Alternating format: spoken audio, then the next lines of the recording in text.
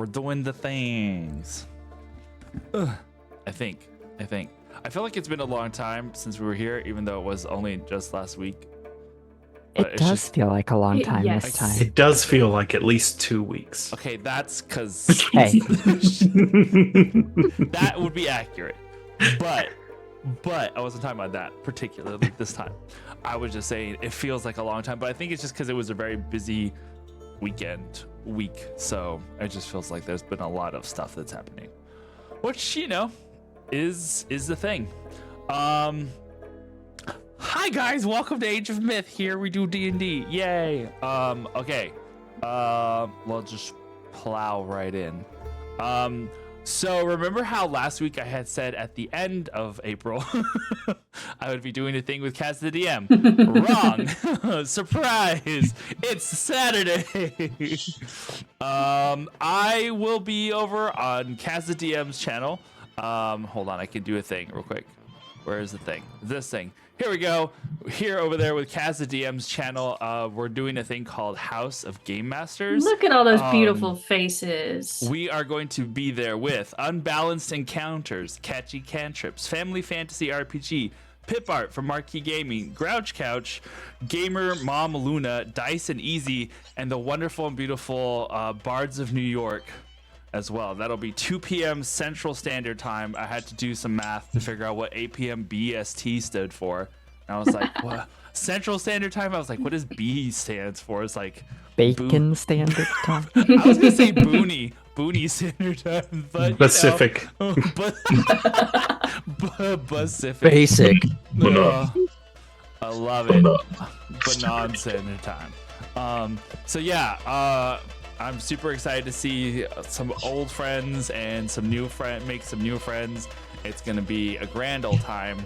Hannah, I just watched the episode of the game, so it's gonna be a game show. And I just watched the episode what it's gonna be, and loving the fact that it's another trivia style thing. I don't know if I can root for you, Aaron, since Super- Hannah's playing. Super excited. That's okay. I mean, Parents are fighting and she has to choose one. I'm pretty sure Hannah will win. It's okay, I'm in your corner, Aaron. Yay! It's tearing this family apart. I need a moisture warning. Sorry, I forgot to let you know to grab your towel. Announcement wise on my end, that's all I got at the moment. Anybody else got anything? A week from Sunday, so not this Sunday, but next, April 21st, we're doing part 2 of Kids on Brooms. We have defeated the Bumble Dragon, and now it's just teen drama and angst as we head to prom. Magic prom. Oh, Yeah, I'm sure nothing terrible will happen Come there watch either. me and Shanks try to emotionally destroy each other. It's gonna be great. Great, super, amazing. Favorite. Um, That will be at 1 p.m. Central Time? Question mark. It's in Discord. Just go follow Discord. yep. And that will also be on Top Down Tabletop. I know things. I remember what to say. Yeah. Yeah, nothing bad ever happens at prom. This is true. Nothing bad. It's fine. Alrighty. I think that about covers it. Gary just fine. I think that about covers it. So we will. We're all gonna laugh at you.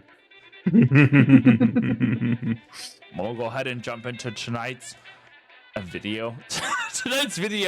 Tonight's episode of Age of Myth Act 1. Oh, wow.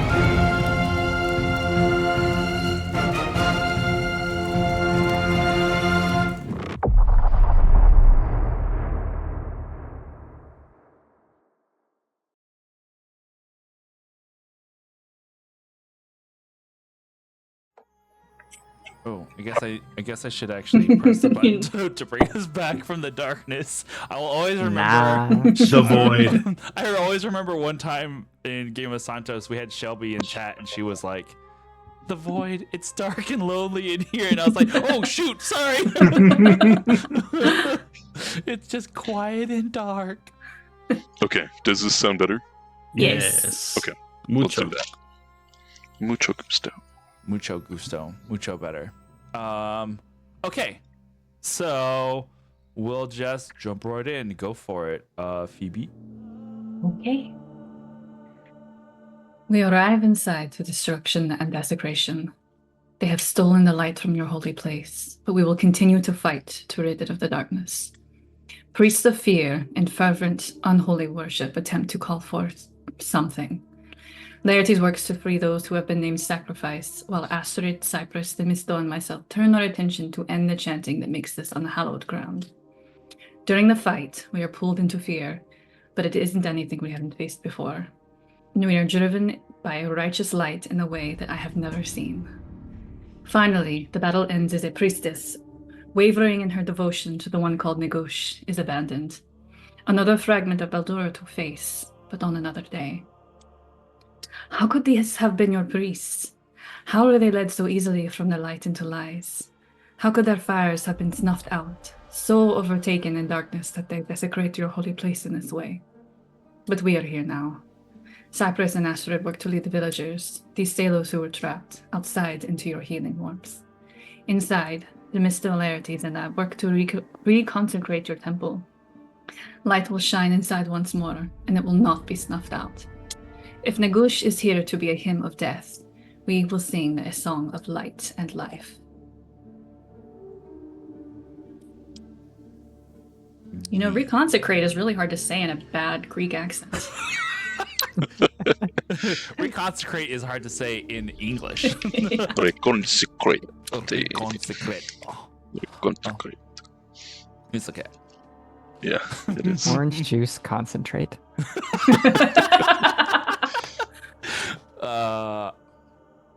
That just brought back a memory, and I don't know from whence, but I made a juice joke when someone said something about I'm concentrating, and I was like, "What flavor are you?" And I don't remember who I said this Wow. to.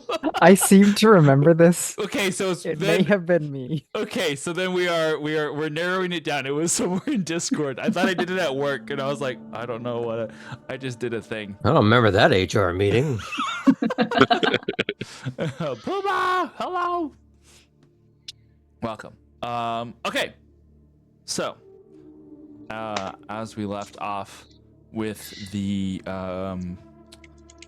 you young Orphix having brought your newly found guests over to the outside of the temple, as you guys were bringing the crew of the Sea of the Hawk, the Hawk of the Sea. Oh my gosh, I'm gonna be Yoda-ing everything today. I mean, Jiraki de Okeanos. Yeah, that one. Jiraki de Okeanos? That one. You bring in the crew, and they begin to help a little bit with the rebuilding of this temple here in Poligueros. As you settle in for the night, having spent the majority of the day re-raising, bringing up the statue of Apollo that had been knocked over, and well, yeah, I think Era was trying to avoid that word. Yeah, it's proper. Yeah, I know. Oh, I know. Refurbishing. Refurbishing. Get your secondhand Apollo statues right here, folks. Oh no. What this needs a little shiplap and some, lime wash, and it'd be great. That'd be great. I'm gonna paint it millennial gray. We can bring Apollo here and do the hands off of his eyes. Move that bus. Move that buzz. Move that boat. Oh my And he's goodness. like, "Oh my, me and my family." We have his head, the head part of the statue, and then when he sees it, then we can place it back on the top. Oh my goodness. Okay. Ah, Well, after that lovely little visual there. Okay. As you guys had settled in for the evening, was there anything that you had wanted to do before the day is done? the bodies of the fallen were buried. Mm. Astrid would have wanted to go and just make sure that Tito is okay. Okay. Yeah. We'll say that the temple and the small little the buildings that were around it are not terribly far off from the shore. So if you want during that day, you probably, instead of having your crew like tramp back and forth, well, I'll just have brought the ship back around so it's a little closer, and then make camp there on the beach with the burned out Temple of Apollo in the background, but now with a new semblance of life.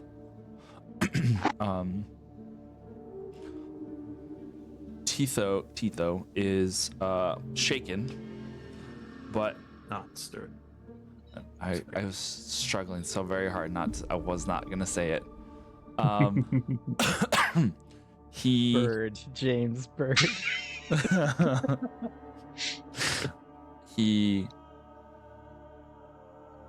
is kind of like the kid who got in trouble and then was like told not to climb the tree, then broke his arm. Like, he feels bad, but is also just like kind of pride wounded, I guess you could say. 1 sec. No, you're fine. Louise eating dust. Hold on. From the back of a fan. Beautiful. Wait, that's not food. That's not Oh, no. I like to think that this is actually directed at Tito. Yes, Tito is now currently licking dust off of something. Clearly, he had some sort of sustained head injury. But he is fine. But he is unusually quiet and kind of mellowed. Hey, I'm just glad that you're okay. I'm sorry. You don't have to be. You're trying to help. And the situation right now is dire. Like I said, I'm just glad you're back. I will try to do in the future better about listening to your orders. Just wanted to make sure that I did my part to keep you safe. Always. And yes, I'd appreciate that. And I'll knock him on the shoulder. Check him. Ow! Just kidding. You don't hit that hard. That doesn't mean for you to try any harder. I'm not saying that. When you're better, I will try harder next time. Oh man. Echoes across the universe. So when are we getting that as merch? How are you feeling today? Feeling better? The survivors the rescued prisoners, as we had talked about last time, have all kind of I wouldn't say woken from their stupor, but they seem a little more cognizant of the world around them, but are still silent and won't really make eye contact, letting themselves just kind of stare off into space. One of those they kind of need time to process sort of moments, or Something like that, it would seem. where are we set up right now? Are we kind of in like the courtyard area? Or are we down by the beach? What's That's up to you. You can Maybe in set. the courtyard. I think I would prefer that. Okay. Because there are a couple of buildings and stuff that we can Mhm. still. Since things are kind of winding down a little bit and people are processing or whatever it is they're experiencing at the moment, Laertes is kind of just near a fire. For one brief moment, he wonders if that's one he accidentally caused and nobody put out since. And with a little bit of occasionally his hand is shaking. He kind of just fights to just keep it still. Take a deep breath. And he'll take out that diary crystal and try to let his mind wander towards deciphering that for a little bit. Okay. Just a little piece of set dressing. He is using that little shawl blanket thing that Phoebe had handed him. Okay. Nice.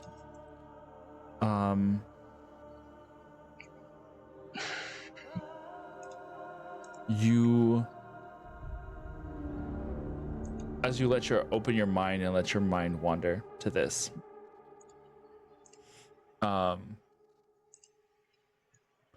there is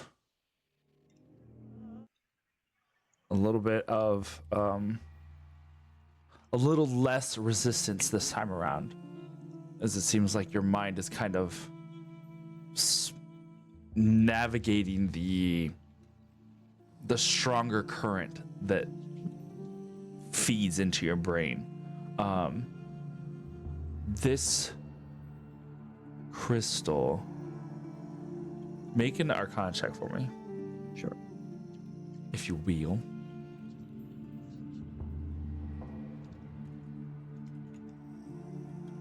Oh, better than last time. 23. Nice. This feed begins to torrent into your mind, and it's kind of like the space has opened up a little bit, and you get a lot more information coursing through. You hear blurbs and bits of information, and you're trying to find and parse what isn't relevant to, like, you're trying to, basically it's like if all the pages were open at once and you're trying to find where to start with it. I could make it very real for everyone right now. Everyone who is that type of person that keeps 1,000 Chrome tabs open and they don't know which one is making noise.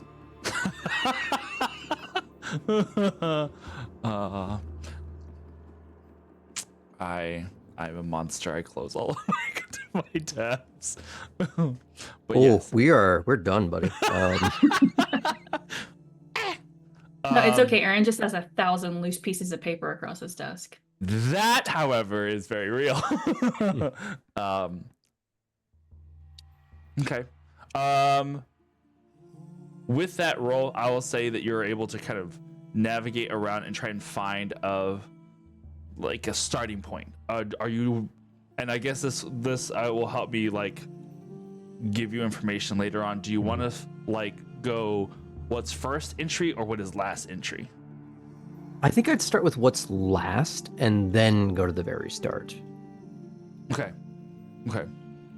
You know, like, is it going to be one of those moments where, you know, Gandalf reading in Moria, they are coming, and then going back. So today was really great. We had a, you know, perfect bacon breakfast and just, oh, I know where this is going real bad. Okay. All right. I'm making note of this, and then we'll come back to it. Yeah, you don't have to, like, throw me out, like, all these descriptions or notifications now. It's just Yeah. letting you know it's processed, and we'll come back to it later. Last entry.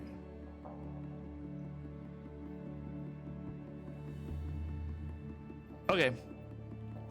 I guess if I were to describe intent, it would be because of where this thing was discovered. The intent would be finding out why it was placed there and like what was the mentality leading up to it. Like, is there sort of like a last will and testament sort of thing? Is there like whoever finds this, please do this next? That Okay. kind of stuff. For sure. Alrighty.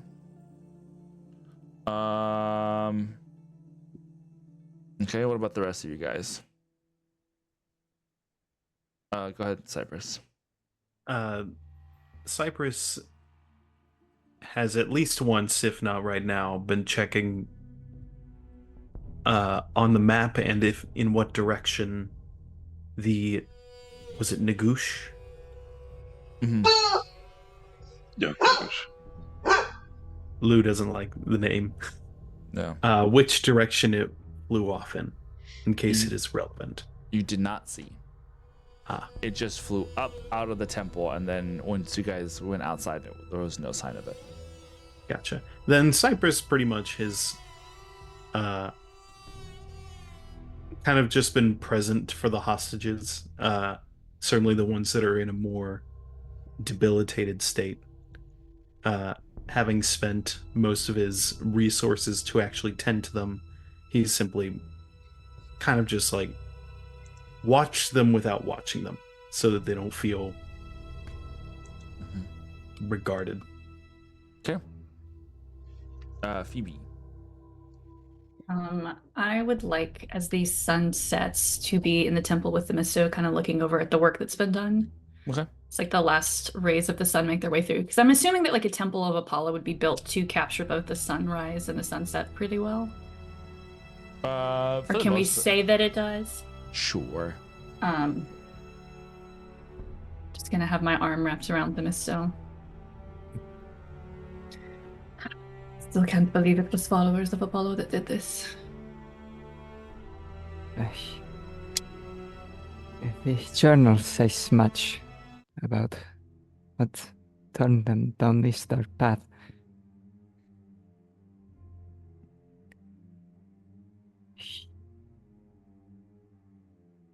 What do you think about it all? I don't know. I want to think that they were charmed in some way. They had lost control of their own minds, but I'm also worried that it's just a convincing argument.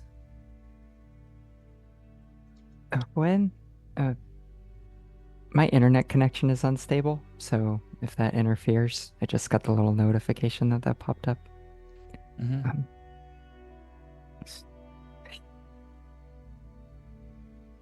When the Herald tried to show me a vision of the past, I can understand their fear.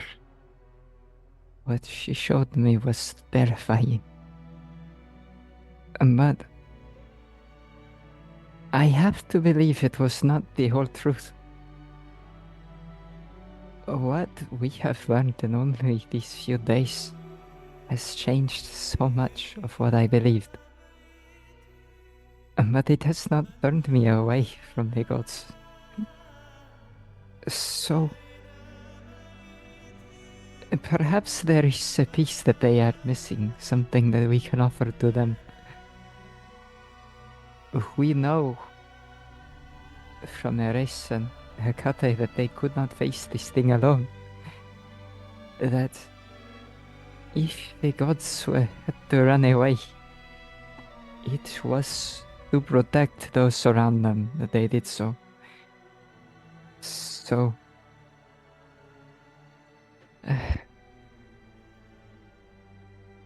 it is that I hang on to now in this moment.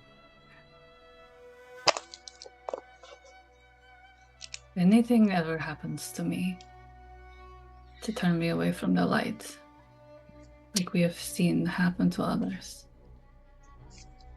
whatever it takes to put a stop to me, I need you to do. The Misto is going to, with Phoebe's arm around her, I'm imagining we're side by side, she's gonna take her own arm, put it on her waist, and then like rotate so that she's facing her, and put her other arm up.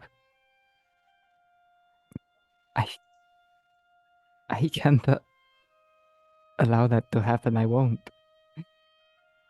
Good, because that is step one in the plan, is to not get there in the first place.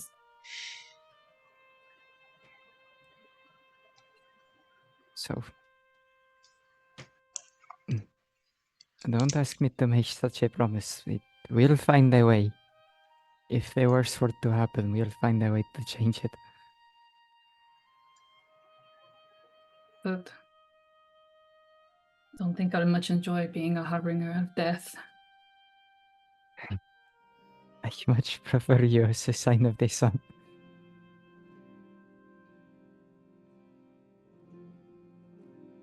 The mister's gonna bring her hand up to your face and brush your hair just a little bit. Phoebe's just gonna go straight for the kiss. So kisses back.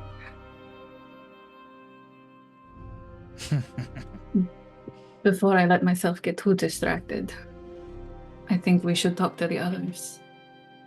See if there are any ideas of what has made Phobos so angry with the gods. You're right. And perhaps later we can return to this. No, I'd love that. And then maybe tomorrow we can let Ares know that we might have a few questions for him. What do we Phobos do? is said to be his son, after all. Yes. Perhaps there is more we can learn from our ally.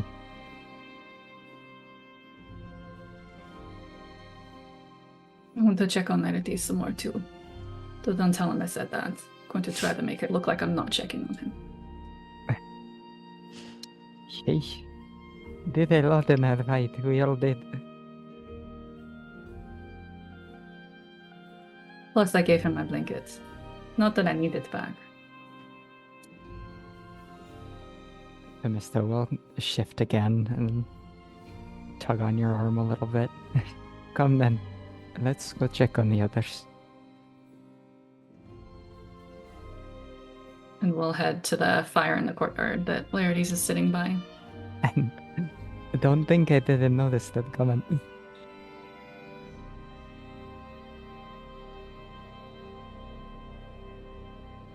We'll both sit down. Look at the music At the ending right campfire. there.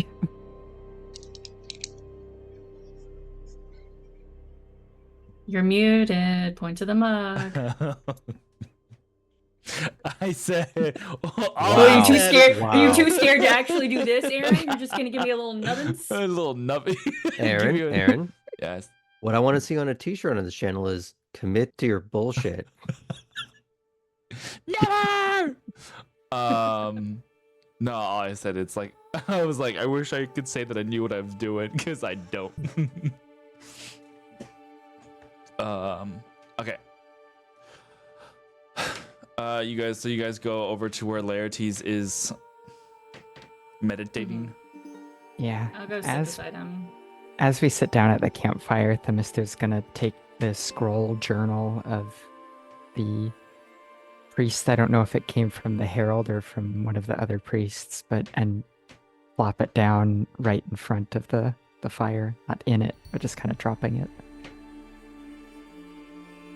Was this the one that you had given Laertes, or did I misunderstand something? Oh, did I hand that to you already? Yeah. Okay, good. Then I don't do that. Okay. Didn't know there was another one, so I was just making sure. No, I was just using it as a prop for dramatic effect. If you've already got it, that's perfect. Mhm. I can hand it back to you if you want to do more dramatic effect. Is that that's desired? Yeah, give me or- this for a second. All right, there. All right. Beautiful. I need to make a point for emphasis. Here you go.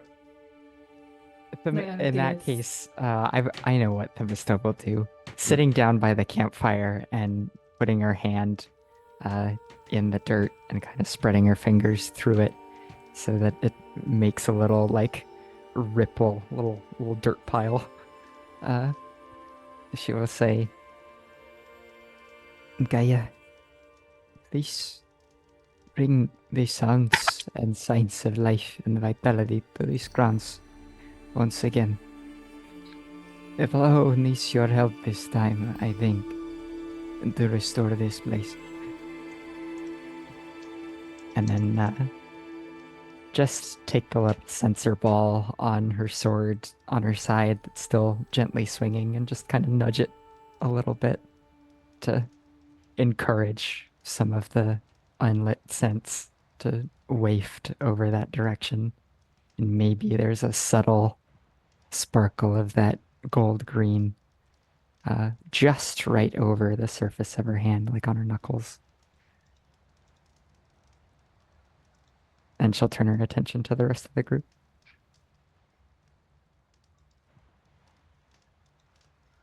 I would say at this point he's in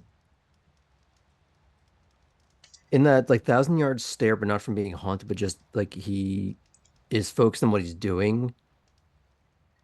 And so his eyes are kind of a lit in that sort of blue electric fire look, but he's not really looking at anyone. It's almost like he's sort of plugged into whatever is going on with this crystal. If I can tell you're focused, I'll wait to say anything. Mm-hmm. You could probably get his attention easy enough. It's more just no one had come to check on him at this point yet, so he's making use of the time. But you've caught enough of his demeanor before, like over the course of this whole journey, that he doesn't mind interruptions. He just takes advantage of when he's not being interrupted by something to do attacks. You all right, Rarities?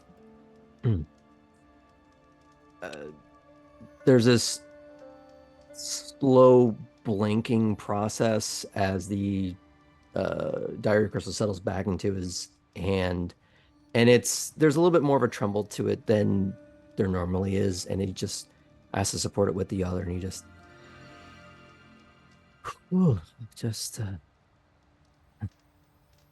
long day. I believe that is an understatement. He looks back over his shoulder towards the temple, and just, how are two of you holding up with all that? It's strange. I can go to sleep easier knowing that we have rebuilt so much. Thank you for that. Well, in the morning, I have an idea. I have an idea as well. I think we should try to talk to Ares.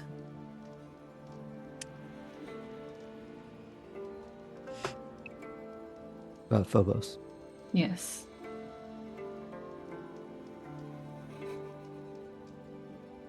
About why such a dangerous son seems to be mad at the world. Why, after thousands of years, someone like him is acting like a petulant teenager. Did you notice? In the things the god Phobos has done, the way they struck out the first time, they shouted at the gods with no fear. Here, too, they clouded the minds of these people. And Themisto kind of looks over towards the converts, hostages, whatever we want to call them.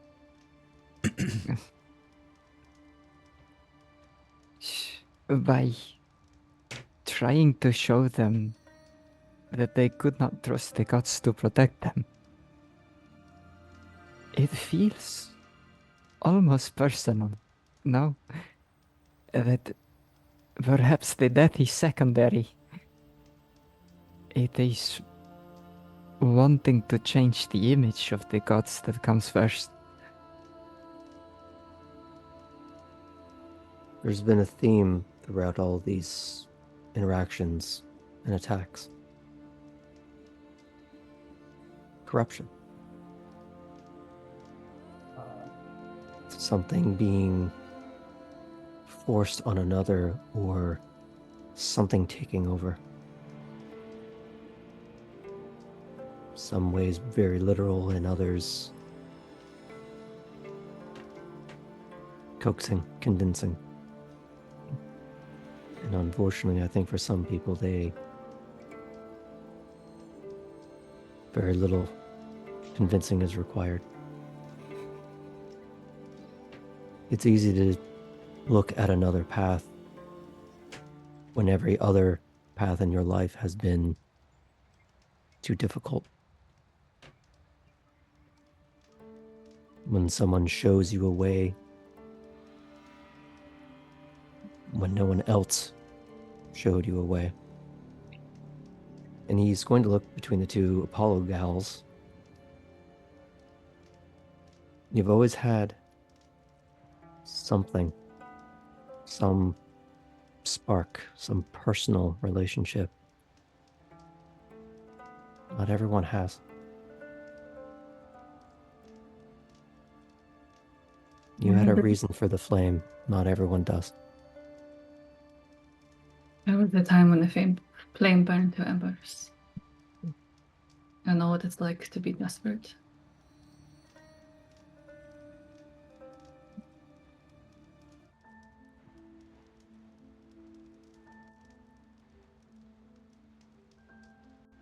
As I said, it's just.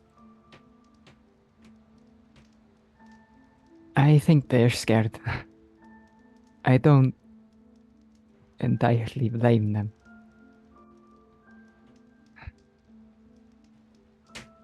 I think there is some degree of truth in your words, though I wish that they had been able to feel this comfort as I do.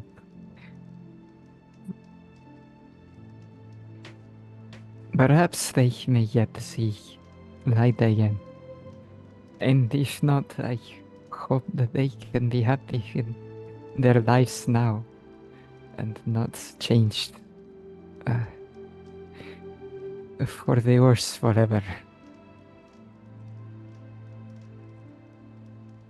Sometimes, even after the worst thing you've ever done, all you need is for someone to reach out for you.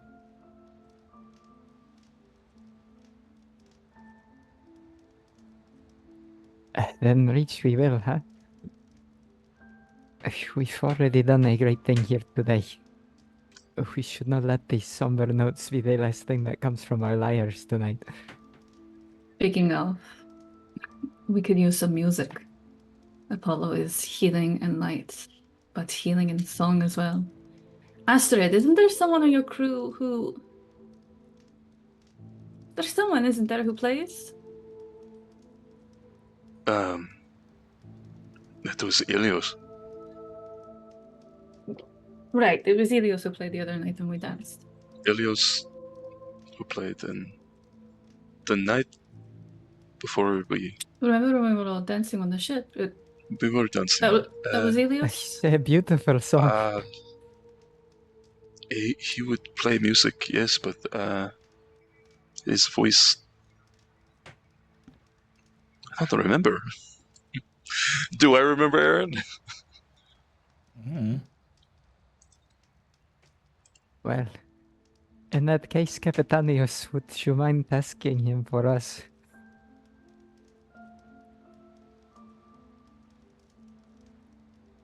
Music can be a Ilios. balm to the soul. May it be a balm for those who hear.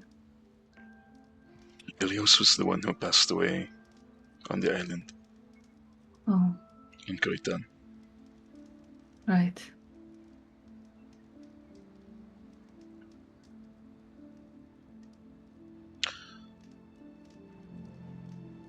I know some of his songs, and I'm sure some of us here in my crew know as well. So we can bring music by singing. I will join you. Yes, I did hear some of the shanties that you were singing. As you tried to teach me how to use the... do a little bit of work on the ship. And I was very unsuccessful. Though you were a good teacher, it was I who was not a good student. continue our lessons.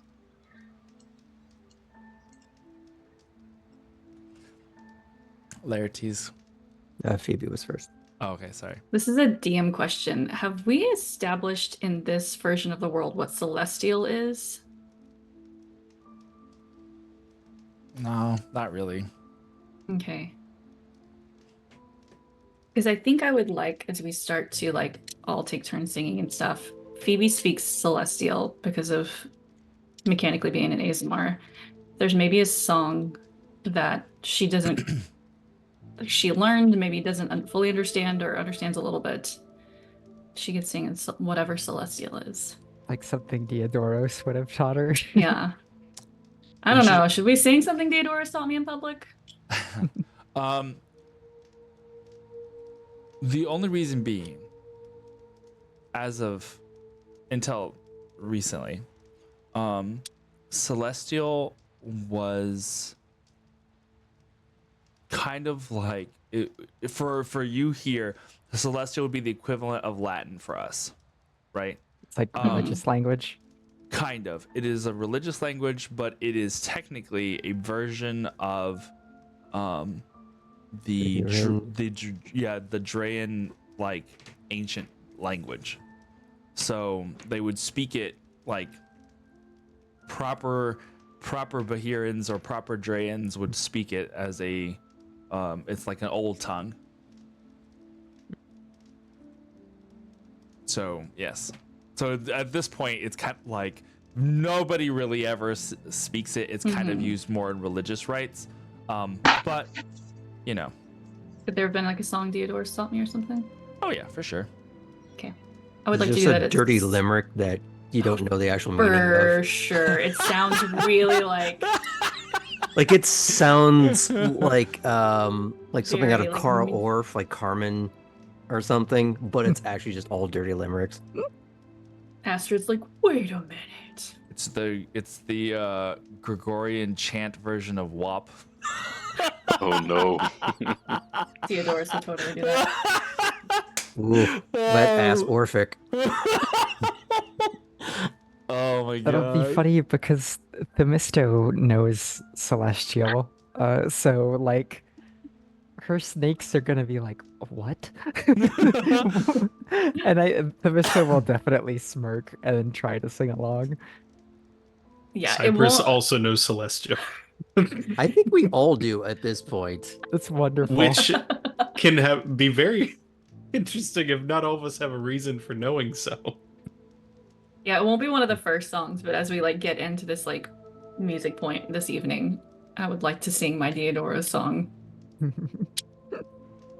Yeah. Is there like, can we clap along to it, you know? Is Yeah. there like a good rhythm? Yep, we start going off into sea shanties.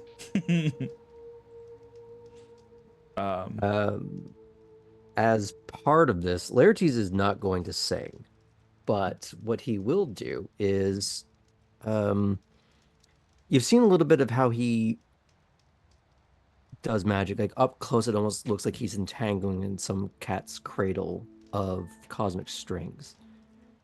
And he, instead of doing the entangle, it's more of a strum and pluck to make little small sounds and notes.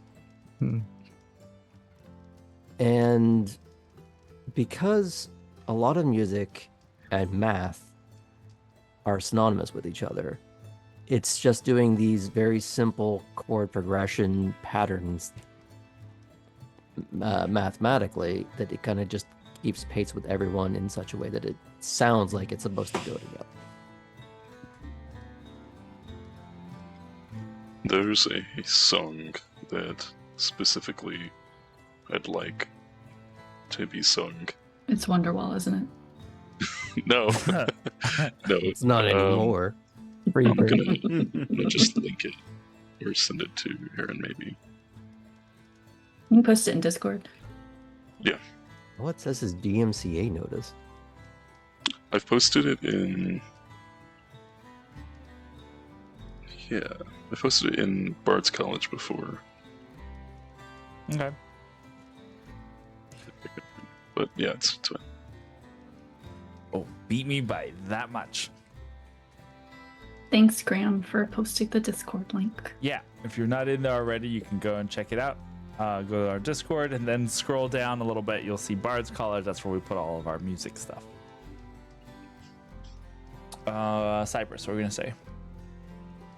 Cypress, at some point in the night when there's kind of a lull in music or in people offering up their own like take or version, Cypress hums very quietly in kind of a more of a chant than a loud song in Ignan, the primordial fire dialect.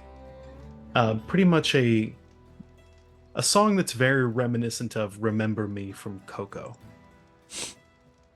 Okay. That Well, is now we're all crying. that is just literally along those lines, but is likely the words lost on those who do not speak primordial. But due to its nature of literally sounding as the language of fire, he kind of sings it more towards the campfire that we've got, and it makes it just kind of dance and sway ever so lightly as he sings quietly. Alrighty. Well, now that you guys invented a karaoke hour, all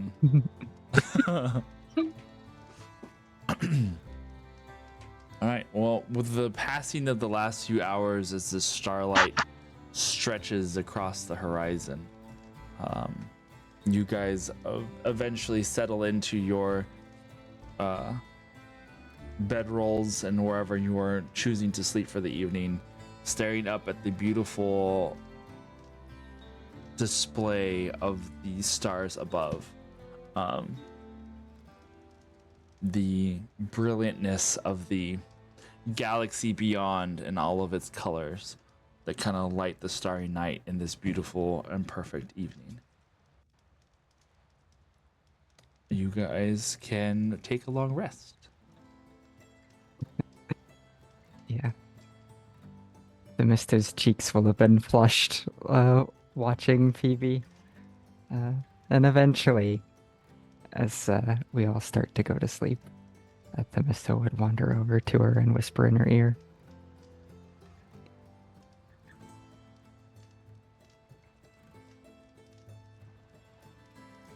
I don't know what she whispered. I don't know how to respond. Okay. Give you a little wink. Forever. Phoebe will follow Themisto, because again, Phoebe doesn't have a blanket anymore. Lovely. Lovely. Alrighty. Let me see here.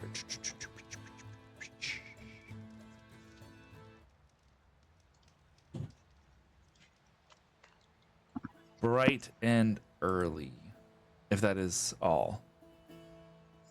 Yeah? No? Okay.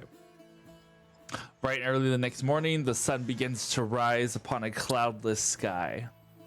As the brilliantness of the horizon begins to slowly fade into existence. And the color washes away the darkness of Nyx, and it fades into the opposing horizon. Laertes, what were you gonna say? He would have passed out much earlier than everyone else, but as a result would have gotten up earlier. Okay. Not trying to necessarily be stealthy as much as he does kind of want to wander off by himself a little bit, not away from the temple, but actually into the temple by himself, because he wants to try a little theory. When there's no one there, no one in the way, so that he can't have a moment that Tolly will giggle at some much like he did with the ship going over the waterfall and what he tried to do to disrupt the summoning circle. Everything around him lifts him to the air in this little warp distortion bubble, making all the pieces of the crumbled Apollo statue completely and utterly weightless for him to effortlessly, which I cannot pronounce with no effort apparently tonight, That's okay. all begin to float back into their required space like a stack. And in that same time of them being held in that stasis, he just moves his hands across each little seam that seals as if there was no breakage to begin with, as if all their atomic bonds are simply being reattached. And the once crumbled statue is as it was. Maybe even a little cleaner than maybe it was leading up to the attack, ironically, but years of soot and incense that have accrued on it over decades are all gone, so they're gonna have to season it again, but it is a pristine statue. Nice. As these pieces of rock begin to like slide and move into place before the dawning of the sun even begins to rise, we'll say that just as the last finishing touches are being placed, the Temple of Apollo has an interesting feature where with the rising of the sun, the first few rays catch reflective pieces of bronze and metal to kind of shine into, and even though a lot of it has been tarnished with the fire, there's still a couple select tiles that reflect sunlight into this room, and it kind of like, just as it's finishing and that light begins to peak, it's almost as if it was a miracle or act of Apollo himself, to where once those last few pieces have been placed, the first beam of light begins to like shine up along the length of the statue.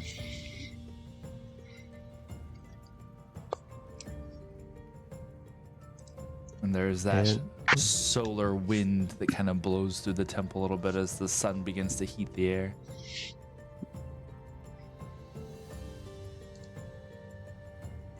He'll slowly settle back down to his feet. Briefly happy that he could make that work, but also now furiously inspecting his own work to make sure he didn't, miss a zero somewhere in his math and the whole thing's just about to canter over. You didn't realize that the entire time Apollo's head's now on backwards. No, I'm just kidding. He'll be fine. He'll be fine. It's fine. I intended to put that somewhere else. He's just turned around really, really sharply. I didn't know Apollo was part owl. Oh wait, I think you're mixing. Yeah. One of those A names, right? Phoebe, what were you gonna say? I was just gonna say that away from the fireplace, Phoebe will wake up just before Themisto, pull her close and give her a kiss on the neck, and then start doing her new morning Apollo prayers. Interesting. And what exactly are you saying? Anything specific or just kind of a generalized thing? This morning I'm going to say thank you for the sunrise that brings light to this island and shines on the one in my arms. And thank you for the chance to rebuild here. Continue to heal the souls and the minds of those who were left behind. Through music, through light, you restore. Thank you for letting us restore as we continue to fight against the darkness.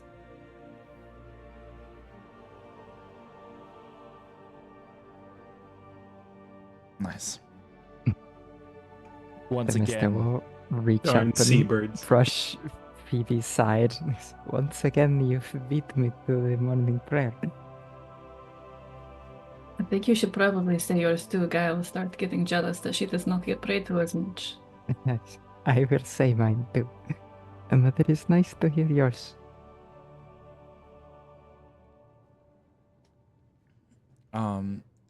Phoebe, there's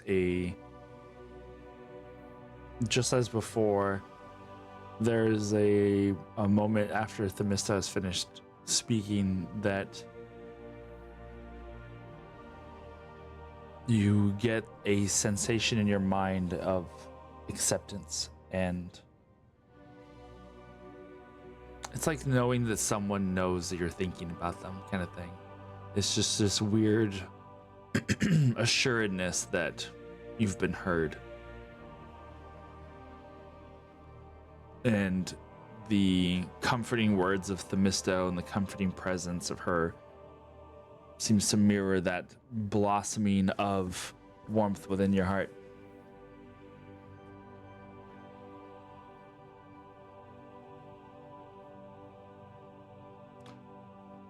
Themisto, was there anything that you were wanting to say specifically today?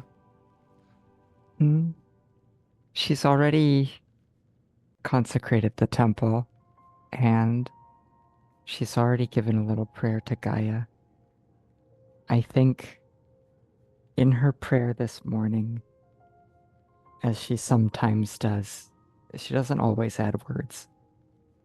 But she focuses particularly with her emotions on the guidance aspect. She's particularly careful with when she takes the sinew and wipes it down the blade to finish the ritual, to put the wine and the earth in its place in the point of sun. She thinks about that path and about where to go next to find this fragment that they saw but then eluded them.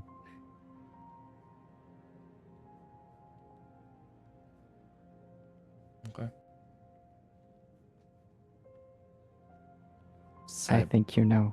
She spent the night already imparting that feeling of hope that this temple might once again be a beautiful place. So now it's focusing on the task ahead. Okay. Cypress. Cypress will wake at his typically early time. Not necessarily earlier than the rest of the party that's gotten up, but he will begin to do his morning stretches, but then he will pause and look around for Astrid. See if she is already up. He's probably spearfishing on the beach or something. He'll smile and walk up to you. Capitanos? Good morning. Good morning. Good morning. I was right about to do my morning ritual when I realized that you and I haven't really done much in a while. If obviously don't let me interrupt your own morning ritual, but I was curious. Have you ever ridden a horse before? During my time with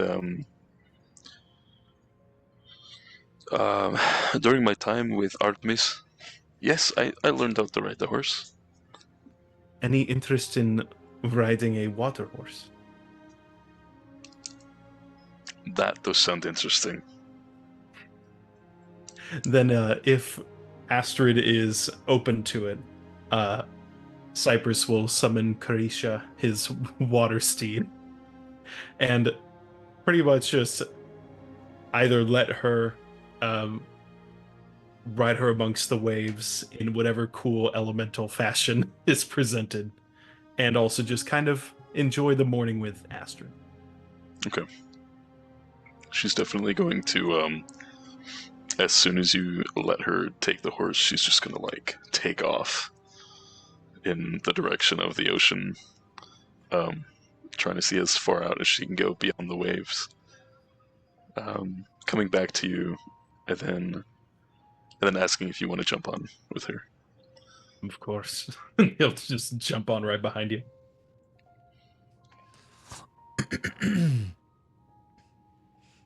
Nice. I think she would want to then employ, like, spearfishing with the horse on top of the waves as, like, a type of hunting. Hell yeah. So we could do that. I'm out of javelins, I can't help you.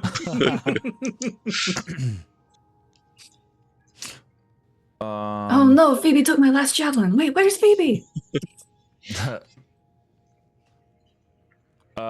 I guess then as the morning gets going, over the course of the day before and some this morning, kind of going over the surroundings of the temple, you find, let me see here, where is this? One of the temple rooms has a bunch of non-perishable supplies. It's good for up to 20 days worth of rations, so it's just like fruits, like dehydrated fruits, jerkies, hardtack, that sort of stuff. That is there.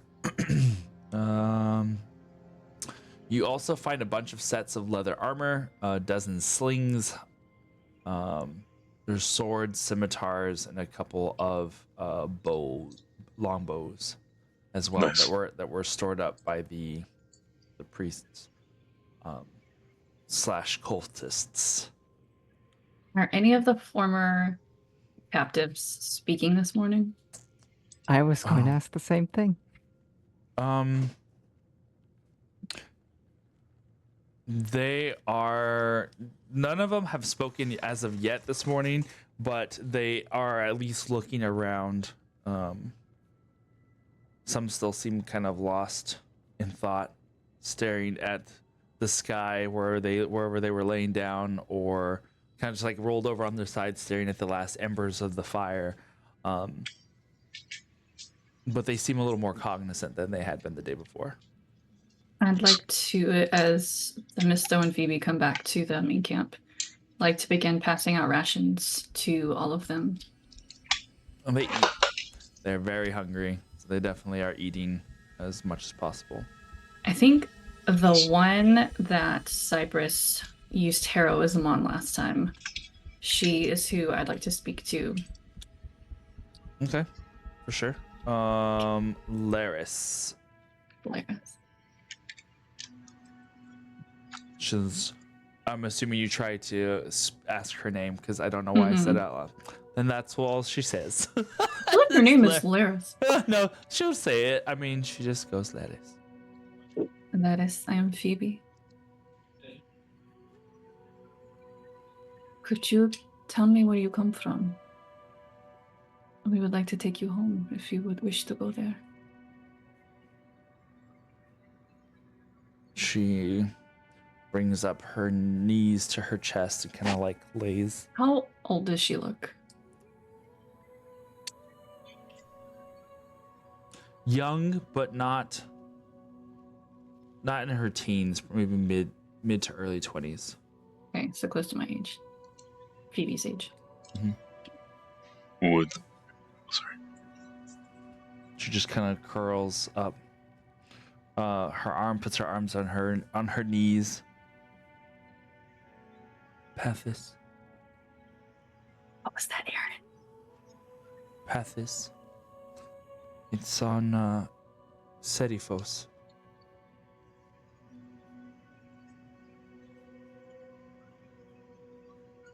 Are any of the others here from there? She nods over at the other women and the other humans, the other human men. There's still the two hobgoblin boys that are there. They have kind of kept themselves separate from the others, but you notice that the the men and the women seem to have stuck together for the most part, or stayed close to each other. Whereas the two Spartan hobgoblins have kind of kept to themselves. You see that woman over there? That is our Capitanios Astrid. She has a ship. She and her crew are very kind. Funny. Very kind. We will get you home. Keep you safe.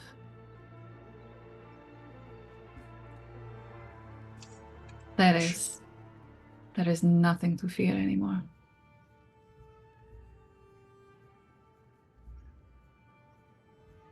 Do you see the way the sun shines this morning?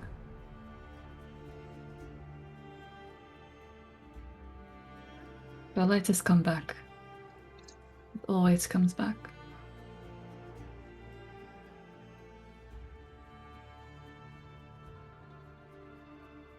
I'm sorry you were taken by those who perverted the light, forgot its meaning.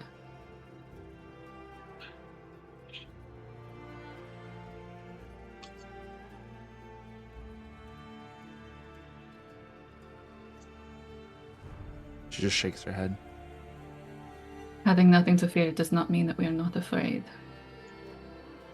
It means that there is hope in spite of the fear.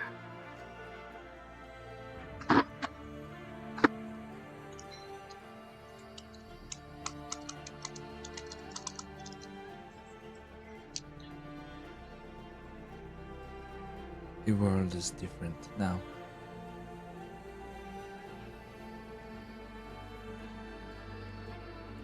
And it will continue to change. It will not stop until it changes for the better. She just rests her chin, nods, and then rests her chin on her arms. Take your time this morning. Rest if that is what you need. Take a walk if that is what you need. And when the ship is ready, we will let you know, and we will get you home safe. She just nods.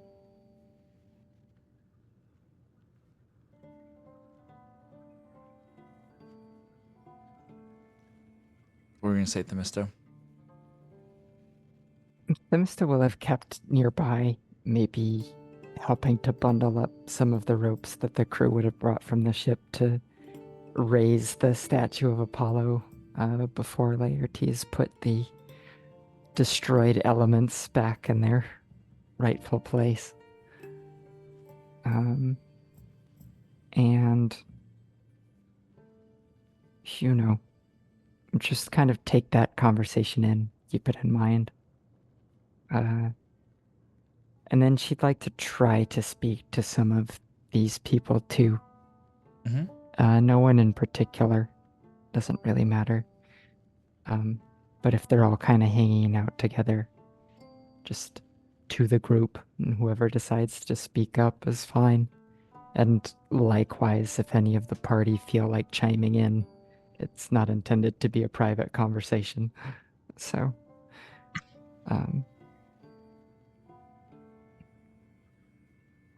So, tell me about yourselves. Where do you come from? What did you do? Was this temple your home before? Did you come to fly here?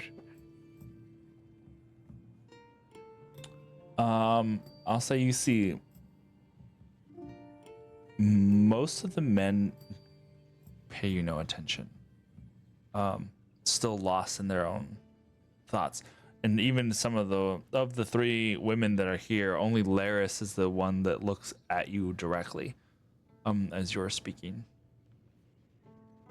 The Spartan boys, who are, we'll say, sitting in the next camp over because they have, like, not necessarily separated themselves, but they have wound up separating themselves from where most of the humans prisoners had gathered together. They both kind of turn their heads to look at you, look at each other, and don't kind of just like go back to staring at the fire. There's a acknowledgement that you've spoken, but nobody really seems like speaking yet. I But- think. Go ahead. Oh no! If you've got more, go for it first. Laris is the only one that like seems to be struggling to speak. Like she raises her head like she's wanting to say something. And kind of there's that like not quite opening of the mouth to speak, but just enough to where it's like trying to think of the words to say. Hmm.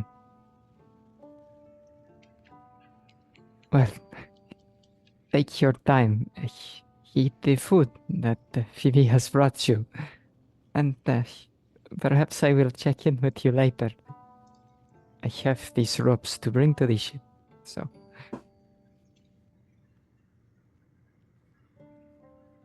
Kind of go. And- They start to eat a little bit.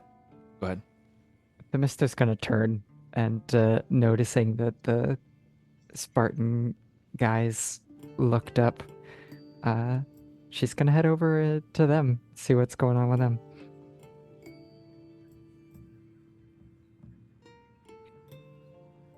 They You two are Spartans. You think you don't belong with the others?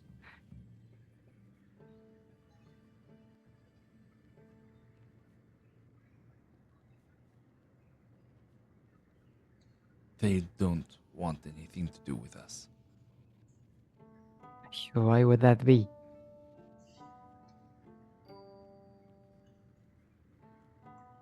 They have said as much. One of them looks over his shoulder at some of the men who you now, as you kind of follow his gaze, you can see that some of the guys over there are like, even though they're kind of munching on their food, and most are lost in thought. There's a few that kind of look in your direction and immediately avert their eyes to look in another. Did you sell them some bad soup or something?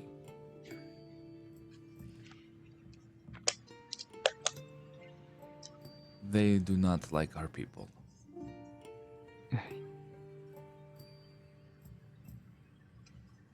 Let me tell you, she'll get down on their level. I am no stranger to that.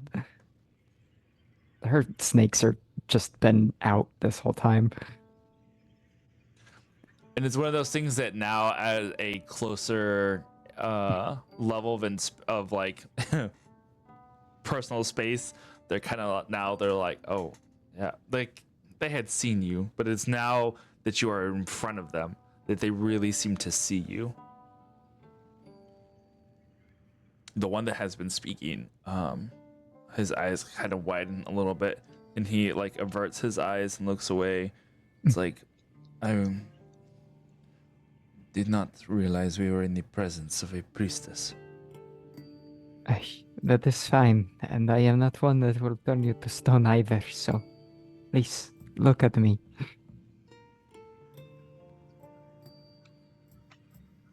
You are devout. We know of the ways. What brings you down here to this island? We were on a voyage south. And our ship was destroyed. Destroyed a storm, raiders? Or was it just the two of you? It was a garrison. We were traveling to Kemet. That is a long way from home. We did not leave. We had not left for very long before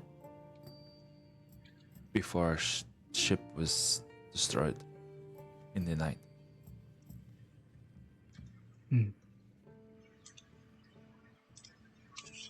by raiders? We don't know. We were a few islands from here. And we awoke to the sounds of battle, and our ship was sundered. Broken.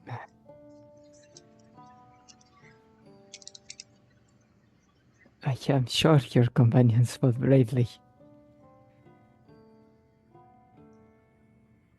We do not know. We awoke to the screaming and then found ourselves here. Everything happened so fast. We should have died with them.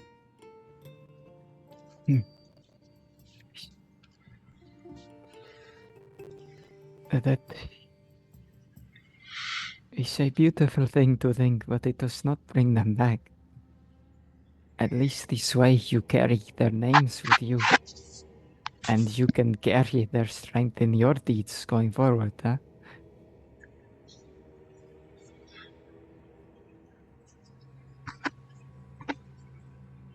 He looks over at his companion, who's just kind of been like shy boy kicking a rock with his foot a little bit, kind of just like has a stick in his hand and just kind of absent-mindedly drawing in the dirt.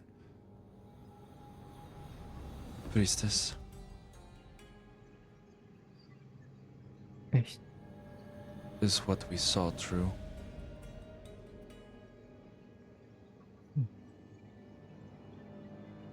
These visions of a terrible past.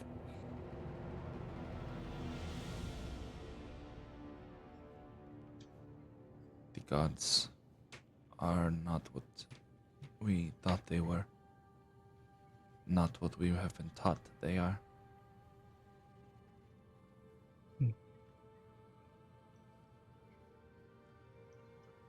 The gods mean well for us. This much I know. Believe me, I have spoken to them. You have? Yes. Yes.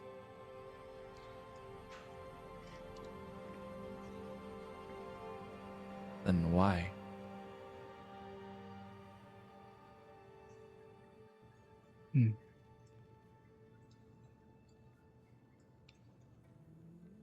One thing I have learned is that though the gods mean to protect us, it takes so much to do. All of them must work very hard to keep us safe. And sometimes they run into situations where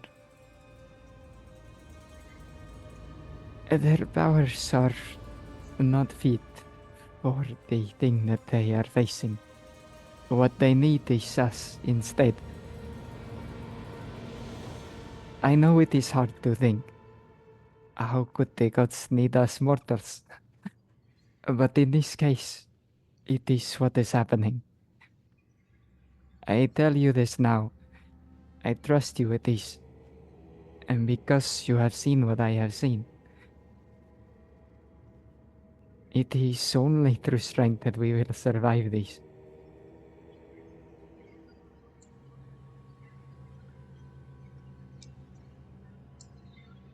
And not a personal strength, but a unity of purpose. You and me and my friends there, the crew.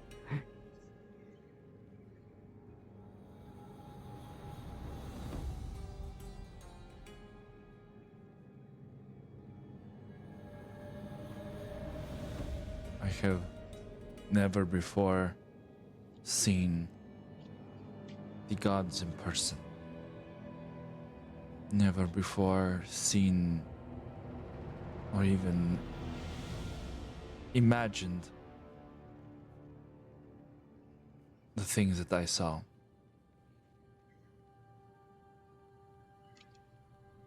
But what I saw were not gods. They were men and women. And they were afraid of monsters beyond description. If they feared them, how? What are we? The Misto is going to take his hand and look into his eyes. Say, Elisa, we are the legacy of those who stood. Alright? If you fall, it happened, we know this. But that does not mean it has to come again. Not when their hearts beat in people such as we.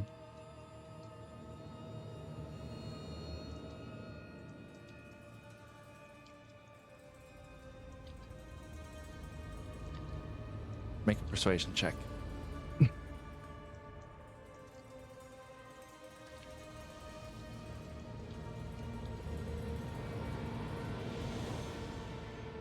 Dang knowledge cleric making her tell the truth, but try to put a positive spin on it. Ooh, I rolled really high though, so that's good.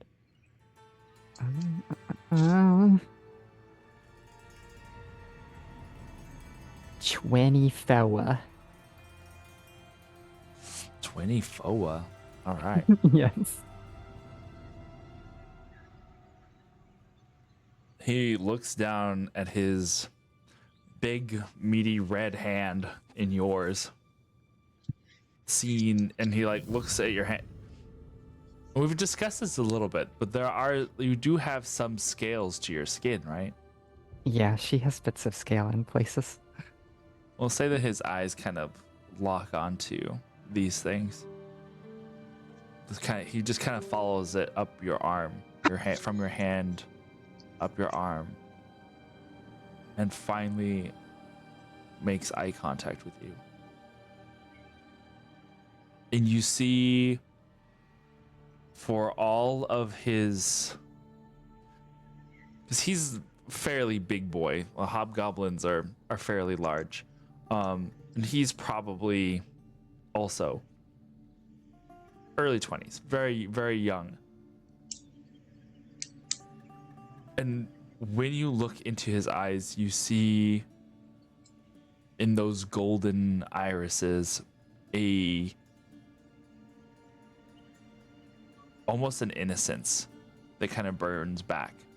He has, for the most part, always been a very serious, perhaps very military focused individual, but you see a little bit of maybe an inner child that looks scared on the inside, and he's earnestly looking for answers to what he saw. And it, for that brief moment that you see it, is there, and then it like is wiped away, and you see a resolve instead, and that like seriousness kind of comes back to his facial expression. And he just nods.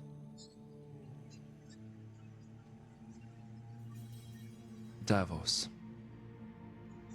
My name is Davos.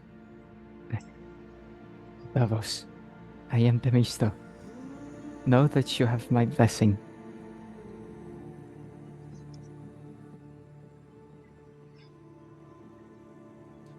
And this is Xanthus.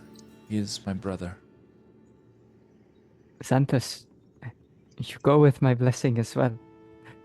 He who has also yet to make eye contact with you kind of looks up for you at us for a second, and then back down again, and then kind of straightens up a little bit.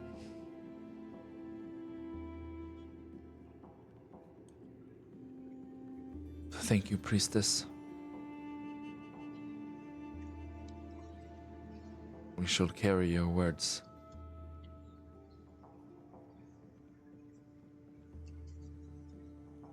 For all intents and purposes, Themisto, you have gained 2 followers.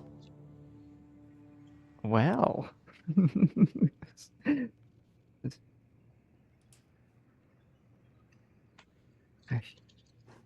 Hell yeah.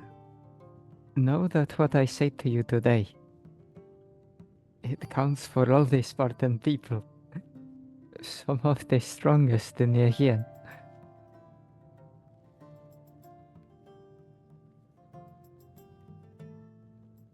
We,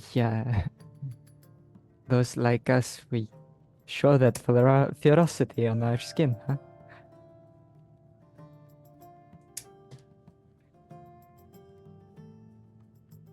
And we will continue to show that ferocity in the face of whatever is challenging us or you.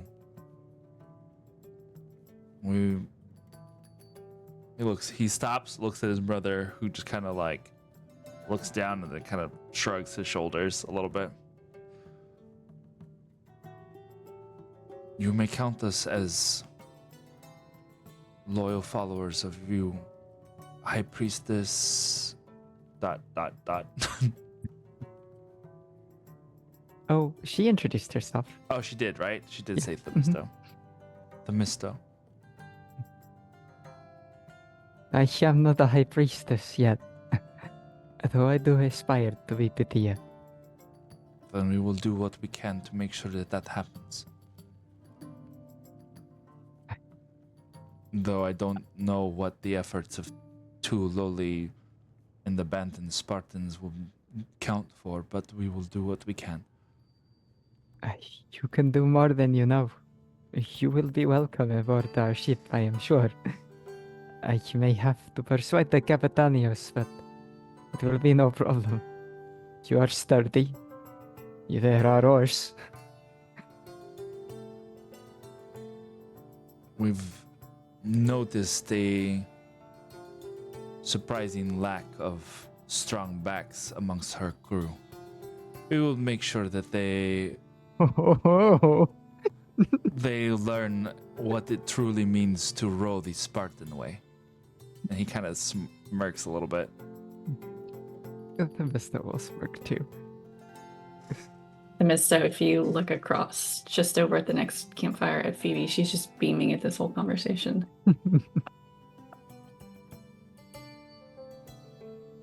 Well, I have this rope. I was going to bring it to the ship, and now it's as good a time as any. Come, I will introduce you. They immediately like stand and like brush themselves off, and you see that they fall into step behind Themisto as you walk, like 2 centurion guards. Capitanios! Walking down the beach towards the ship. Themisto. You caught so many fish on Cyprus's seahorse. Oh yeah, are you even there, I guess? I won't call out to you if you are still frolicking. We consider we coming by now. Yeah. Yeah. Soaked. And oh yeah, don't let me rush you if you want to play that out in any way. Oh, it's good. Yeah.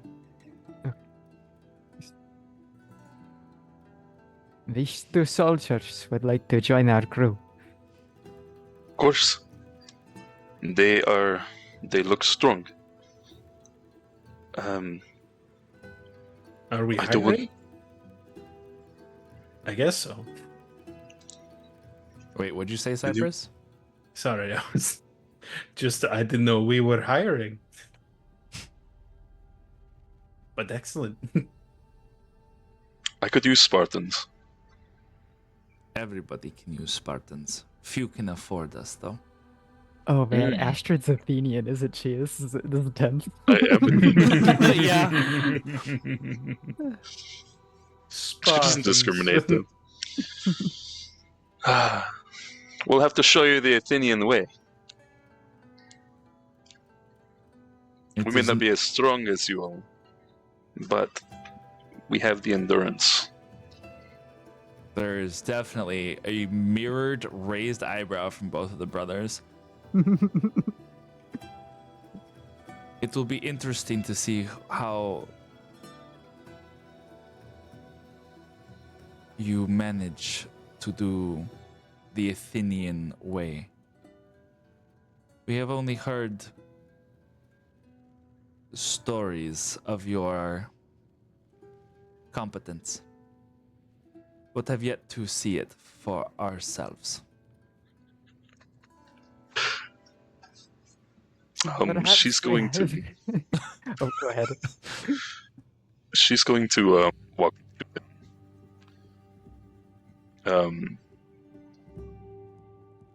And she'll put the hand on both of them, bringing them in, giving a They're- hug. They're like They're like redwood trees, effectively. I was gonna say they're like pushing 6'8" each. Oh shoot! Okay. Really wide hug. Then I still like it. yeah, she'll try it. She doesn't care. She's Astrid. Yeah, she's gonna try to give him a hug. You're welcome to Shut our up, corner. Hannah.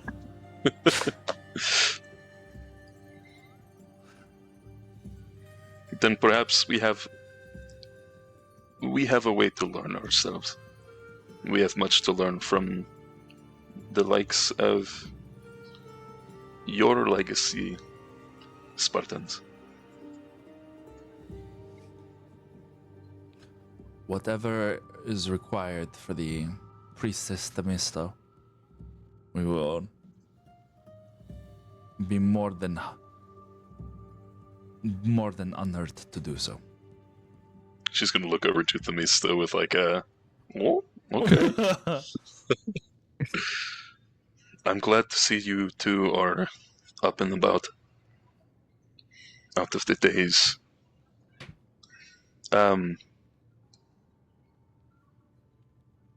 How are you feeling?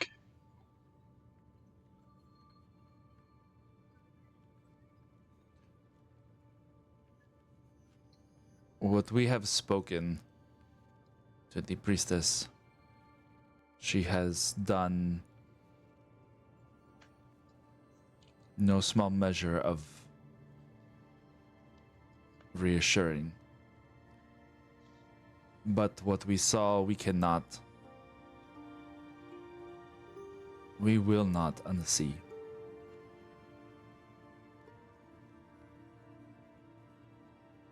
There is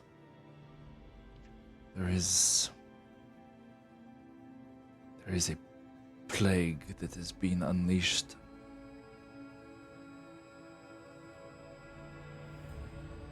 And we do not wish to see it spread. You guys know of that term, right? I can't remember now. Yeah. I think Yeah. he is not saying it in that in the term of knowing what he is saying. He is just making a I reference. feel like it's probably something that's come into the common vernacular over the 1,000 years. No, well, no, It's because not. no, this is you guys having heard of it. I mean, you know of what a plague is, but it is not a term that has ever been used in reference to anything Old Kingdom. Like everything, your knowledge now of the events is unique to the world. Nobody has heard of the plague. Nobody has heard of Baldura. Those are terms that are Baldura specifically has never been once found, mentioned, or uttered ever since the fall. And the plague, So the words, yeah. So he's words just using it as a term of it is like a plague, but not Yeah. as in the term of the plague. the plague. Okay. Well, then So you joined the There's right ship. No, I was just gonna say. So there is a little bit of that shared moment of looking at each other like he hit a buzzword without knowing he hit a buzzword. Yeah. Yeah. You could have not joined a better crew then, for that is our goal.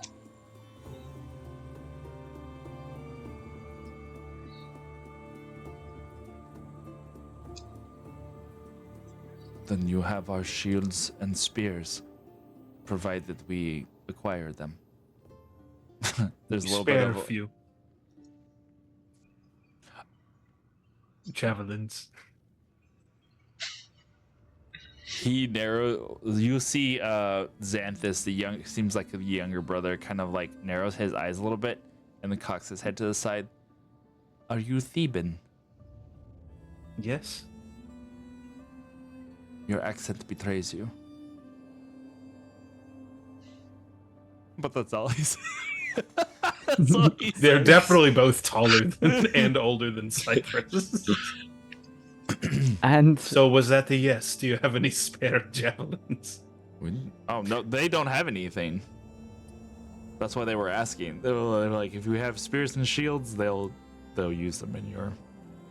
We have some on board, and there are some in the temple do? as well. We do. Cypress walks off to go get some javelins from the ship. If they're already to spare. Okay. I've never explored your ship. Yeah, they're on the lower deck in that one barrel. That I'm always says out on top. javelins.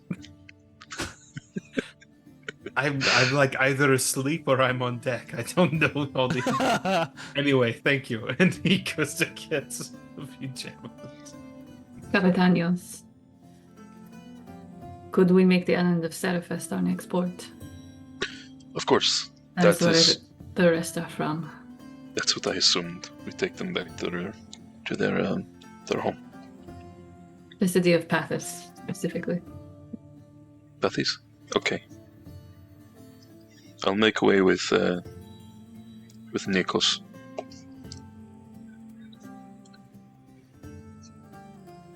Okay. we have half the strong city states of your ship, of the Aegean on your ship now.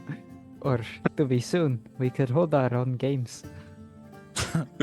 That we could.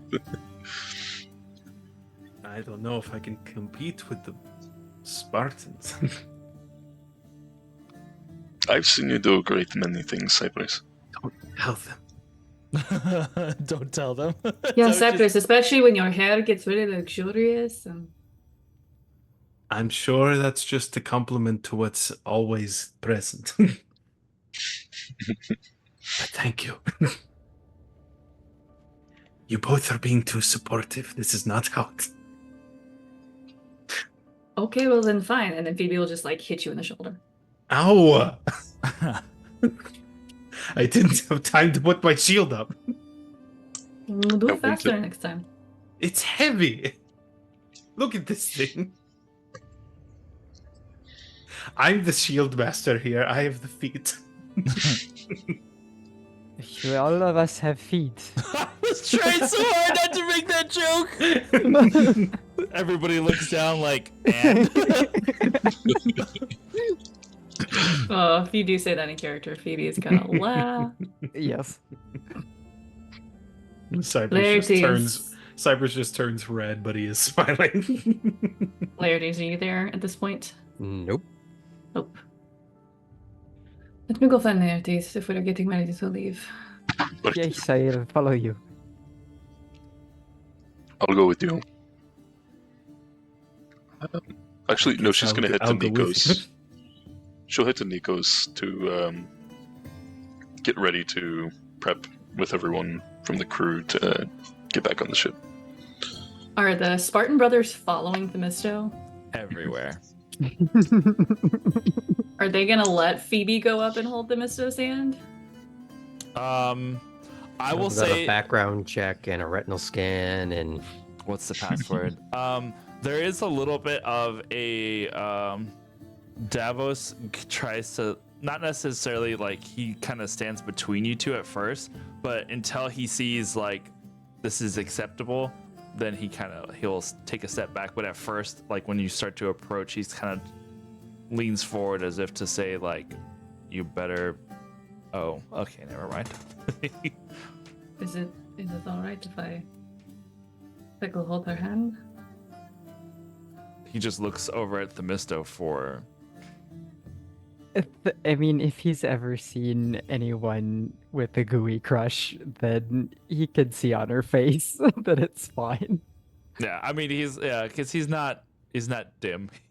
He picks up on body language. It's just the initial like approaching, just like making sure that you are being respectful, and then all of a sudden he looks over to Themisto and sees her face, and then just kind of like backs up a little bit.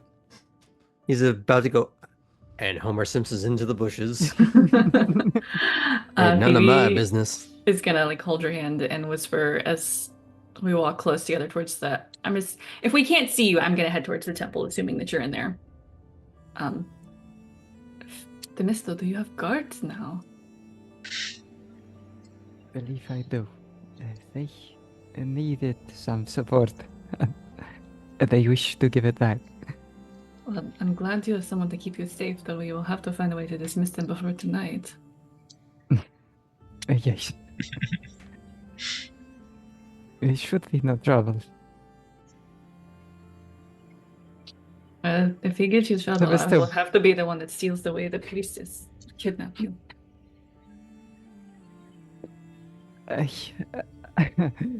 As amusing as it would be, I'll make sure that they don't follow after.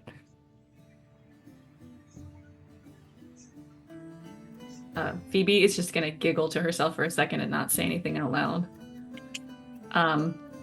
As we make it to the temple. Laertes, are you in here? Mm-hmm. And you would see the statue as pristine as it should be. And a few other odds and ends better than they were. Some of the more smaller pieces that he could move. But you would know that there's no way he could physically move it on his own, that there had to be some applied physics, we'll say. Laertes, this is amazing.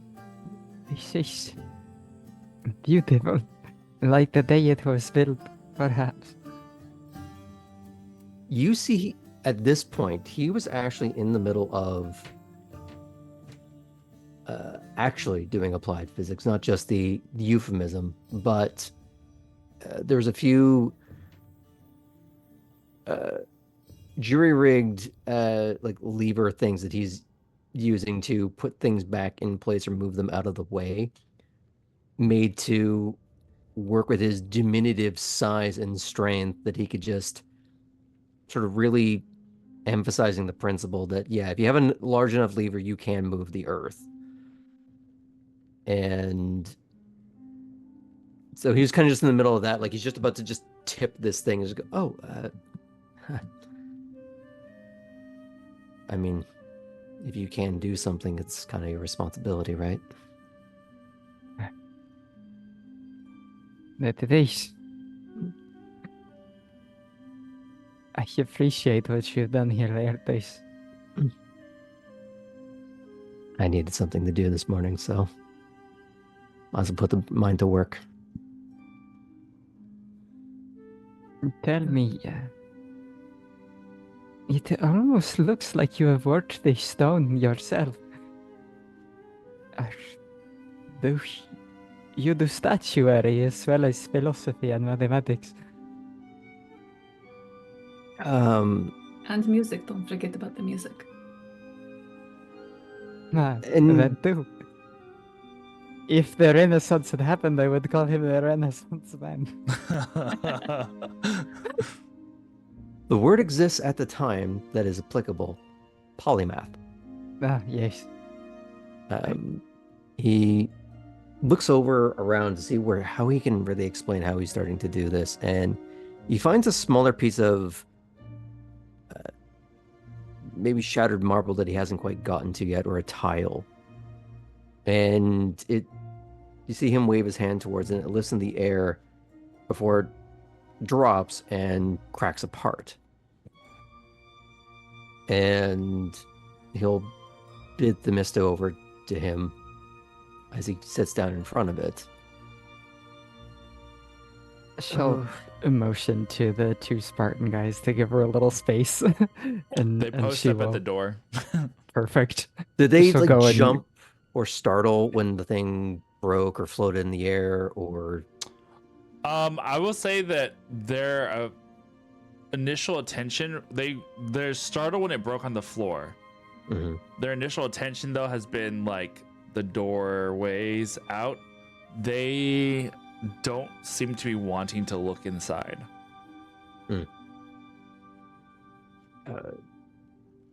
He'll sit down on the floor. The mister will crouch beside him. Now, I don't know if this is something you can do, and I think we've leaned into the idea that there's a few things we can both do, but we do them a bit differently. So let's see what happens. All right, I am willing to try. What is the lesson about these two halves? Is there a metaphor? A story? You see all the pieces begin to slowly lift up into the air and slightly orbit each other. And now with pottery, you see people sometimes use a resin or a cement to glue the pieces back together. You might have even seen gold, where they purposely break the pots and fill in the cracks with gold to make it look more interesting, that the imperfection is the beauty of it. I'm not quite that artistic, but what I can do is I look at the finer structures behind everything, all the little tiny microscopic fragments that makes up not just the tile, but the air, the sun, you, are all made of these tiny little particles. And they're all joined by some sort of force that holds them together. They're not really broken when you shatter a tile, they're just disconnected. And as one begins to float together, like, I don't know if you've ever done a jigsaw puzzle, but it's like a little bit of a metaphor for gravity, where you start getting one piece together and then they start accruing more around it, like mass. And they start to do a little bit of that, but instead of just them slotting into place, there's a seam where the two pieces meet, and then it slowly begins to erase. All I'm doing is just finding the connections between the pieces and then helping them reconnect.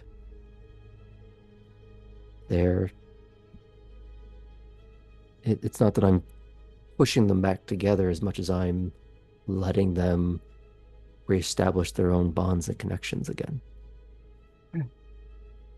I say, sinew joins to bone, or skin comes back together when it is wounded. And he kind of gives a sideways glance to Phoebe and goes, or two people finding each other again. Well,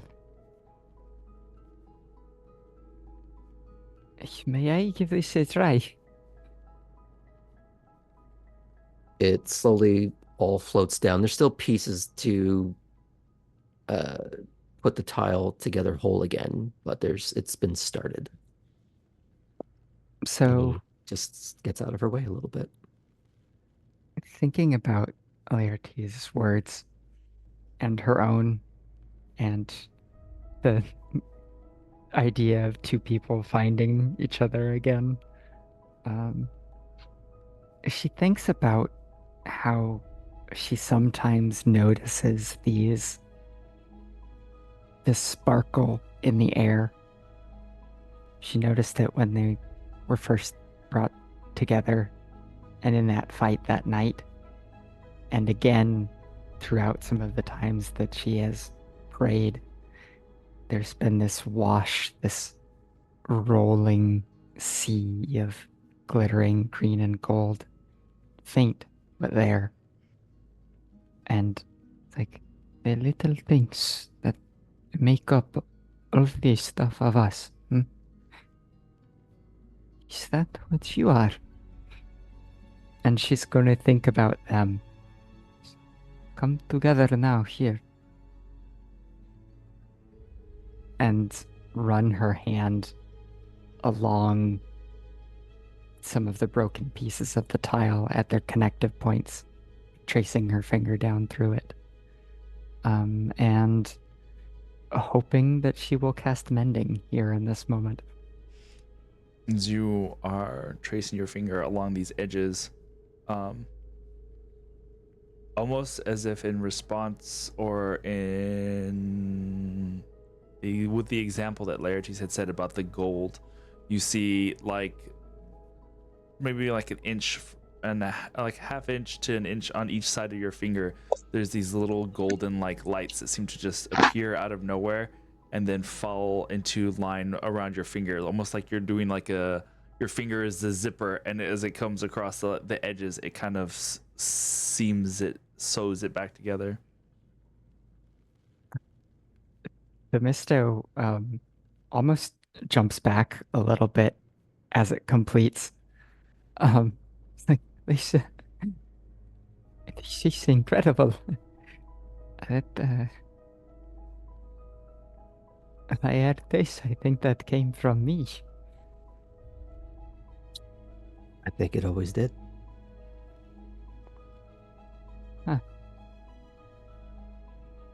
Perhaps. You see he's sitting back with his forearms on his knees, kind of just relaxing. He goes, if I'm honest, it's nice to be able to fix and help rather than just use all of this for the opposite. That it is. It is a heavy burden you carry, Laertes. What you have done for us has saved us already so many times. But it is no small thing to do what you have had to do. Same can be said for any one of us. We all bring something different to the table. Yes. And let us pray that at the end of this, we may use these gifts for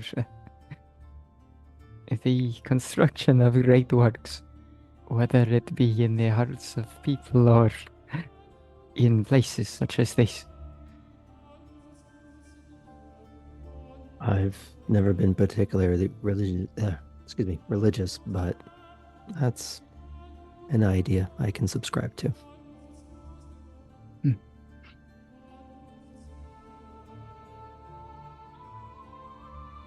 Are we going anywhere next, or? They are in the Zeraphus to take the humans home.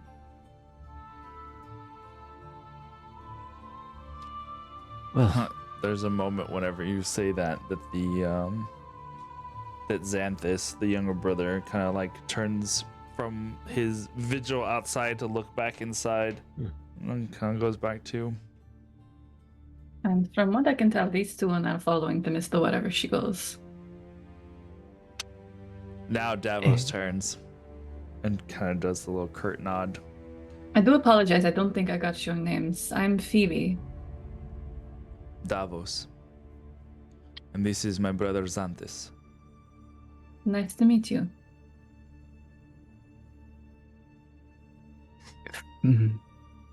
The priest, Themis is going to say this low to Laertes. And Phoebe, since she's there.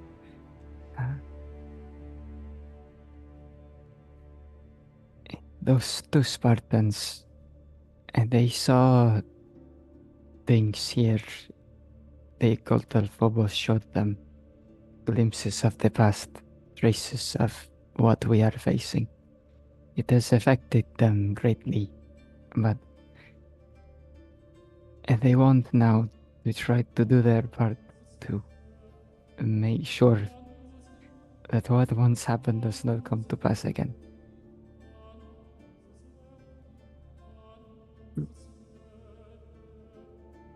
More the merrier. We thank you too for the way in which you would plan to use your gifts. I have a feeling we're going to get along very well.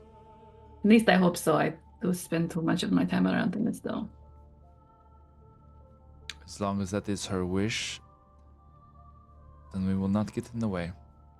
Racist Amisto, is that your wish? It is my wish.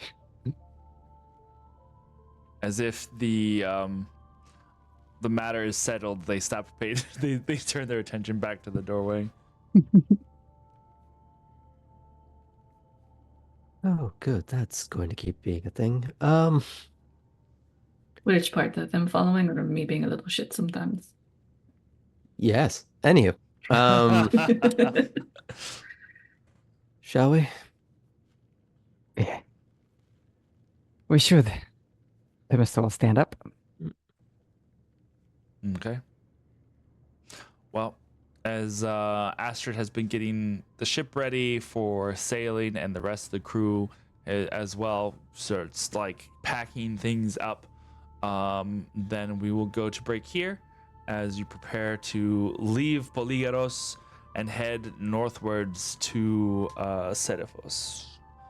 And so with that, we will be right back. Don't go nowhere.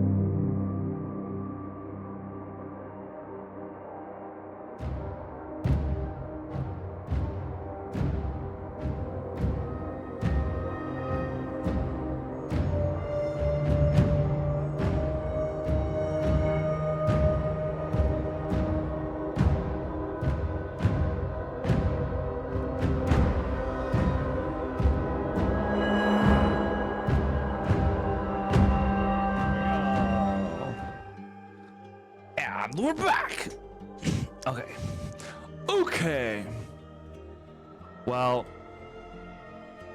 for all intents and purposes, you are now on the ship. Whoosh. How did this happen? Oh, we just skipped forward in time like an hour. We lost 3 days. Yeah. Kronos. Did Helena Willem do this to us? I like to imagine if there was a time skip, the only character that is fully aware of it is Laertes. I have seen things you wouldn't believe in the interim. Oh Lord. Okay. You find yourselves on the ship. We'll say about an hour or two has passed since those conversations in the temple, to where you had said goodbye to the currently abandoned temple, but currently also reconsecrated and hopefully one day yes, thank you. I'll say relived in. You know, that word, those words. It's been a day. Mm-hmm. As per quote unquote expected, both Davos and Xanthus have stuck by Themisto's side unless otherwise directed to do so, or at least have always kept her within line of sight, even when never told, to stay off to the side or whatever, kind of giving her space. I give it a day before they're like, oh, these two, gross.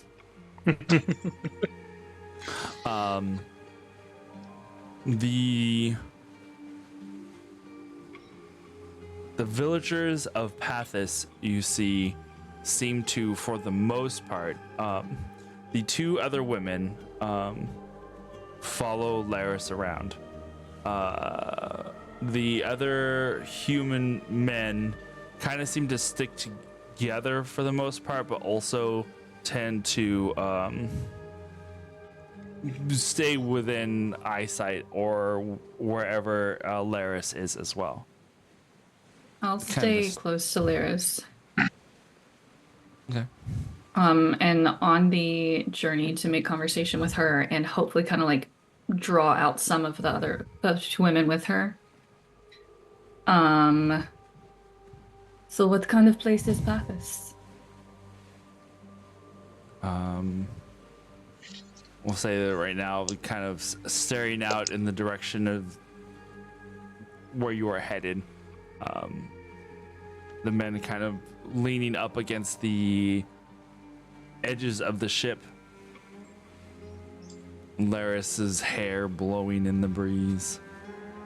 She looks over at you, then back in the direction of the you are sailing. It is a small fishing village.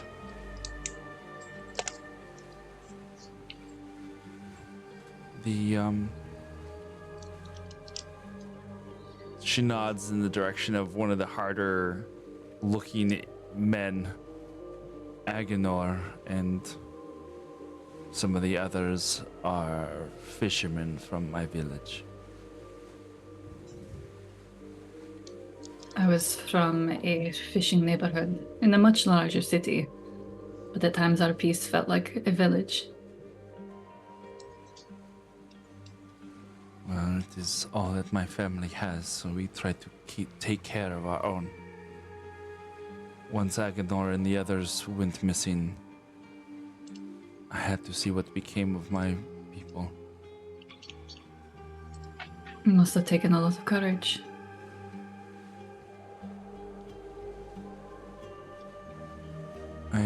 We have seen our fair share of tragedies in Seraphos, on Seraphos and in Pathis. I'm not going to lose any more. No, I don't think you will.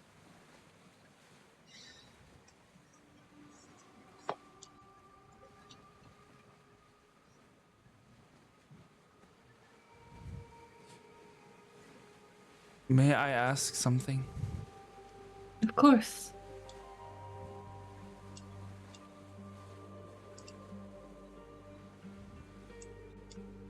You seem to be a woman of fair standing. How have you found yourself on a ship like this?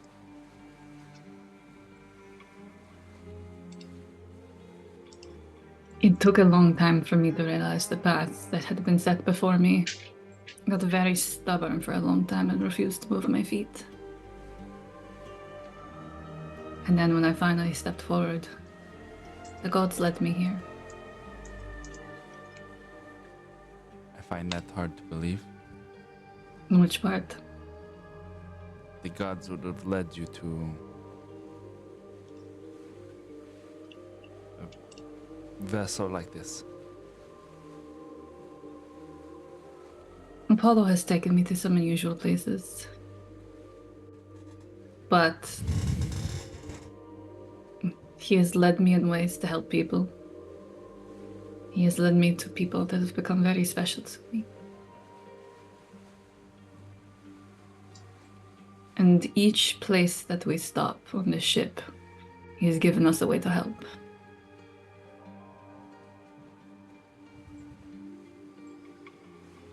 Well, when we reach my village, we will make sure you are well taken care of and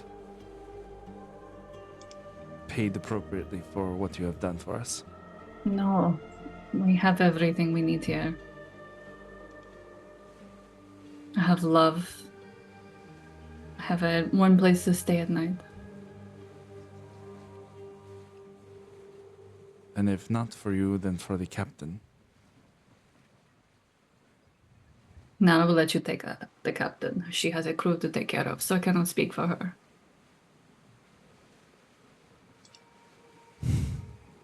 Make a little. Oh my God! What's it yes, called? That's a 30. My brain just shut down. It's in part of the They already charisma did family. that during the night, so I'm dead. What's the DC on this? Where you're reading body language. Why Perception? insight. Insight. Oh my Okay. God. All I could think of was charisma. It's charisma based. That's all I know. Make a charisma check. That is Woo her. only an 11. Right. There's just something that she's like, something's off about her, but not in a like negative way. It's just she just still seems kind of out of it. Okay, that kind of off way. Mm-hmm. Like I said earlier, take as much time as you need to recover. You've been through a great ordeal. And we do not walk through fire unscathed.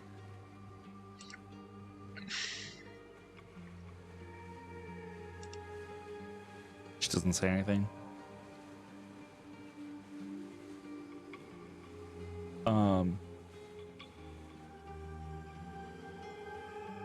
But now you can kind of see there is a little bit of reverence is not the right word, but you can see that the other humans in this group tend to look at her for responses.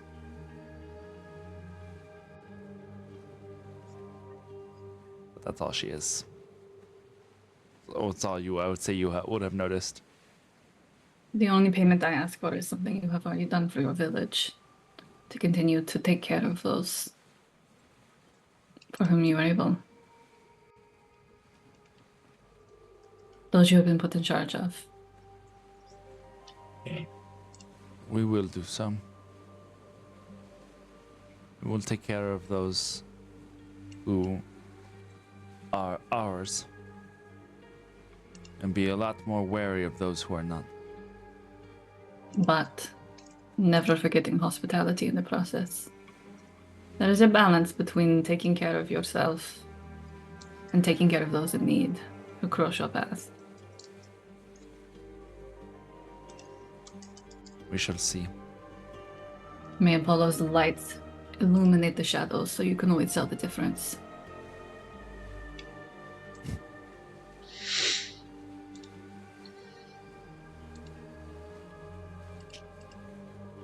Just kind of snorts a little bit and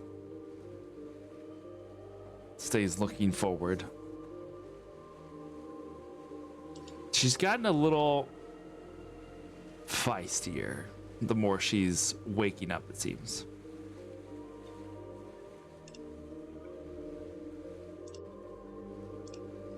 But you have the rest of the day. You'll probably arrive in Seraphos by afternoon. Like late afternoon. Anything else you guys are wanting to do, talk to, or say before you get there? Cypress. What's Cypress doing? Just like chilling on the ship? Yeah. Cypress? He's looking over his 5 Of your what? new javelins that he got from the Okay. got from the javelin room. I'm gonna like point at you and point at the javelin. You threw a javelin at me. And I caught it and I threw it and that was the coolest thing ever. It was. I wasn't sure if that was an accusatory point or like. If you had stabbed me, I would have been really upset with you. I lobbed it. But that was so cool. It was very cool. Like we left that guy hanging in there when there was no way we could take that spear. Or did we leave him hanging? We left the spear hanging. I think we took the body down. When you mention that, there's like that moment of Phoebe is not able to separate. Cool thing with dead bodies. Like she had split in her mind for a minute, and it's a little bit of like brings down her energy. Oh, sorry, I brought it down. We left the spear there, but No, we it was very cool. we took care of what we had to. I ruined it. Oh, No, I don't think you ruined yesterday. Well, good. Thank you for flying in after me. Don't go be stupid, okay? It wasn't meant to be. I simply lost my Cypress, you fell into the barracks by Yeah. yourself. footing. Exactly. Fell. I didn't. I fell in. Did you though? I did get on the roof. Did I thought it you was. fall on purpose? I did not fall on purpose. I went in on purpose. I fell on accident. But thank you anyway. I You likely wouldn't have been too badly hurt, but You would have been fine, but even though I have not met him, I think Astarion would kill me if you got hurt. We've got to bring you to I him don't- whole. I don't think he'd kill anyone. He might make you feel like shit, though. No one is going to be heartbroken on my watch. Mine, I Besides, guess. I'd have to answer to Astarion and Aphrodite, and I don't want to do that. I don't know which one will be worse to face. Yeah, you're right. If Let's I- not find out. Leap into a building and then get killed. Don't do that, okay? I won't do that. That was for the sake of the joke. By the way, you and the Misto are very cute. Thank you. And Phoebe, like, blushes. I think she likes you. Well, I would say it's a pretty confirmed fact now. Pretty confirmed. Yeah. What? What does that look mean? That's what we want to go into. Oh, your but mic the cut out end- for a second. Did it? Hmm. Oh, confirmation can mean a number of things which we won't go into, but I'm glad that it is confirmed, But I'm teasing, sorry, it's very nice. Has he gotten to visit you in any of your dreams lately? Certainly not like an actual one. I mean, considering that Themisto has actual visions and is able to perceive things that are happening. I have dreamt of him, but he's certainly not been there. You cannot compare your dreams to Themisto's. She is a force unlike any other. But maybe after Cypress just grins. Shut up, Cypress. I didn't say This is- anything. This is about you. Thank Your you. love. I know. Yes. Well, But may Aphrodite let you two greet each other, even if it is only in dreams for now. Thank But you. we will take you back to him, carrying you on do- your shield to show them that the world knows your name. Oh, I, for a second, thought you might be implying that I was dead and you were carrying me back on my shield. The And I whole was point like, of I this don't think conversation that is was that I'm the not going to goal. let you die, okay, Cypress? Good, thank you. And he hugs you as he's saying this. Thank you. But yes, it is still.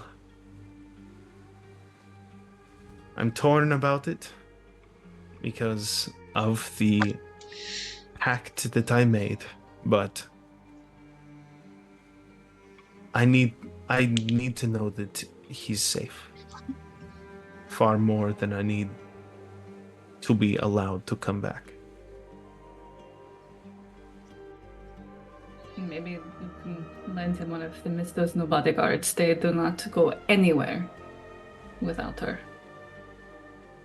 Wonder if there's any significance to them recognizing that I'm Theban. I mean, I said it was your accent, right? Yes. I've not been identified by my accent. you- That frequently, at least. You do have an accent, Well, we all have but I it. probably have one too. I'm from Corinthos, so But yeah, I don't know if they've been there Is frequently or recently. Or just, don't overthink it, Cypress. I'm probably overthinking it. I might ask them at some point, but... Thank you, Phoebe. She's gonna give you a big hug. Don't do anything stupid. That's a very difficult thing to promise. She's gonna squeeze you extra tight, even though her I strength will is in a try. negative modifier. I will try, of course, but if one is stupid, it's very difficult to promise to not be that way. You're not stupid Thank you. most of the time. And most of the time, I won't jump into buildings. Okay.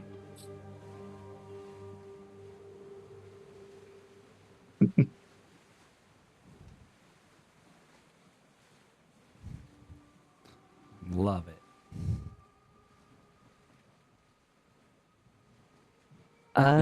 Ooh, should I save this? Because we won't get a chance to do it until we long rest again.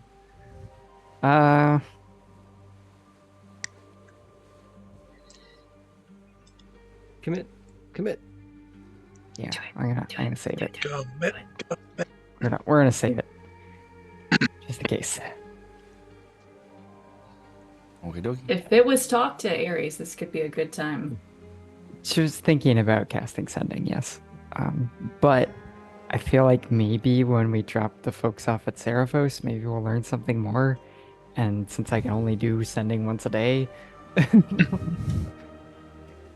don't have a scene in mind. It's just Laird is going to be hanging out by the helm while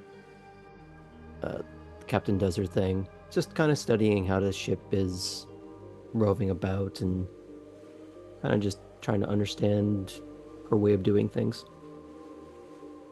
Roll a learning check. Roll a check for Oh, I got all kinds of magic for that, though. Proficiency maybe. It's less that I was trying to do Yes. anything mechanical and more just I want to see the captain. Oh yeah, we have Her- others who are proficient in that Yeah, actually. in her place, in her. yeah. Oh my. It's more just a case of, if we can step back from that a little bit, like how she navigates and how she steers, like how is she like anticipating issues. The waves. Yeah, And because it's not just like a wind. straight line Mhm. to a place. You have to account for like the like eddies and flows and things that aren't quite mapped, but like underwater peaks that otherwise you're trying to go around and reefs and stuff. So it's more just an appreciation for what she does and how she's doing it, more than anything else.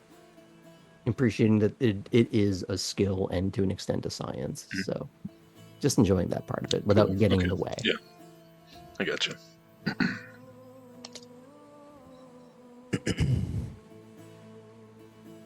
Okay.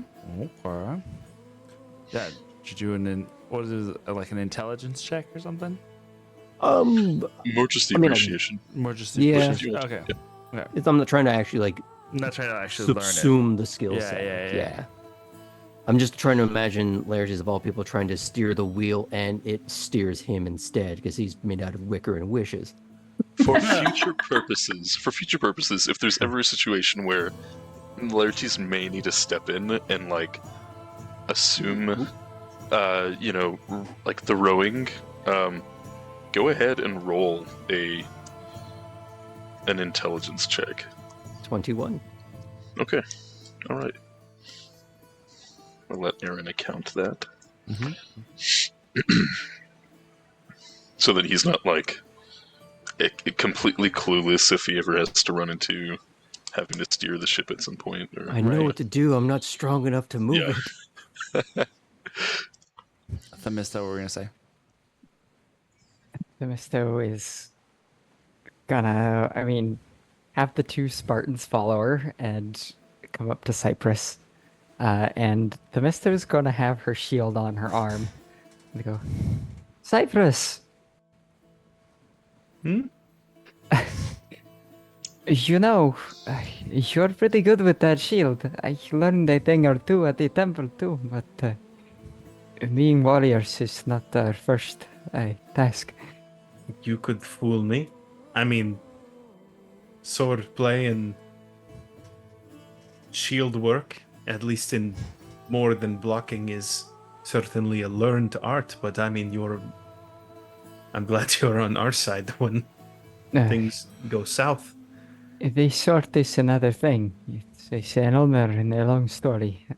But I was wondering if maybe you could teach me some of what you do with your shield, or perhaps we could each share techniques. And she points to the Spartans too. Because I am sure there are things that we could learn from one another. I'm no teacher, but I would certainly attempt. I know I would always be happy to learn more tasks, learn more things if that I'm not good with, like words, for example. But sure, I can show you at least what I do, if not how I do it. Mine is smaller and lighter, so you will have to account for that, but show me what you can do. Sure. Over however long, I imagine, since it's travel, we're killing time for most of the day anyway.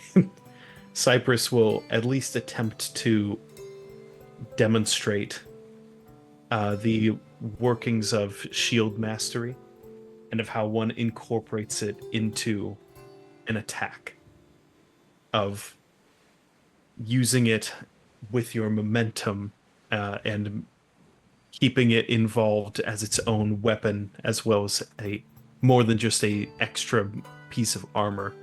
And I don't know, and Cyprus will mention how he's not quite sure how to implement this safely as a training thing, but how it can be used as a shield in case a large attack that is not just a weapon is aimed in your direction. He says, for example, if a dragon were to expel its fire at me, I am able to hide behind my shield with this angle to actually potentially save me from its flames. Whereas normally, regardless of how big your shield is, it might not actually protect you from such a blast. But with a certain movement and certain posture, it is not a guaranteed thing, but it can protect you. But this is one of the trickier techniques, and I do not recommend trying it freely. But you see both of the Spartan boys are kind of just like head tilted to the side, and there's definitely a smirk of amusement on their face. They are not saying anything. Aye. So what is it you two would do? They look at each other, and Xanthus speaks up first, I guess. Well, the Theban has some knowledge, but I'm Cyprus, by the way. Davos and Xanthus. Sorry, that was an actual mistake. the Theban Cyprus knows some things. But most of the technique he is showing here are things we learned as pups. It is quite impressive that someone of his stature is able to speak of these tactics when it comes to fighting off dragons. But it would be curious to see, or we are curious to see, he looks over at his brother, what that would actually look like in practice over in theories. Well, I, with demonstrations, do speak louder than simple words for them, and as I said, I am hardly a teacher, but I would be happy to attempt to demonstrate them if you both were interested. But I promise this is not meant as a threat. I mean that it is a promise of inconsistency. I cannot promise that there wouldn't be injuries on one or more side if we were to properly demonstrate some of these workings. Aye. For you or for me. That is, again, I can't guarantee my own safety. Show them what you can do, little lion. One cannot practice without getting hurt. It is part of the learning experience. If one is not getting hurt while doing your training, then perhaps you are doing your training wrong. No offense. No offense taken. So is this going to be 1-on-1, 2-on-1, 2-on-2? Are you jumping in on this? Mm-hmm. Yes, Hannah. Some of you may die. I am not so bold or braggartly to assume that I can naturally match two opponents whom I know very little about. I would happily attempt a 1-on-1 or 2 versus 2. In the interest of not depriving the priestess Themisto of one of her traveling companions, we will respectfully decline for now, but perhaps we can arrange something under a more... under safer circumstances. Perhaps you both are teachers. Do you have techniques that you are better fit to teach? The techniques that we have are for Spartans. You would have to train a considerable bit more before you are able to handle the things that we have been taught. I'm quite sure you are right. But if you're willing to undergo the rigors of the training, then perhaps you can try to keep up? I don't know if I'm worthy of the rigors of your training, but You're not. But it's somewhere to start, at least. Somewhere to start, of course. Somewhere Well, to start. I is what I was eagerly thinking. wait to see any of these techniques demonstrated on your part. What are you gonna say to Bestow? Honestly, let's just keep to the basics for now, huh? And that's all I wanted. Regardless of my lack of right to tell you anything, Themisto, I'm still happy to attempt to. Just know that if you harm the priestess Themisto, you will be harmed in return. The hurt that I would feel from doing so vastly outweighs anything that either of you could do to me. They It's okay, I'll both punch him really smile. hard too. They both smile in unison.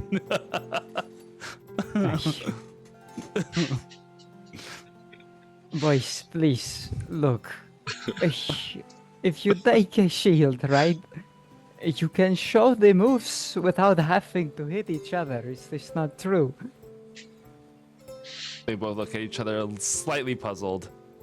What is the fun in that?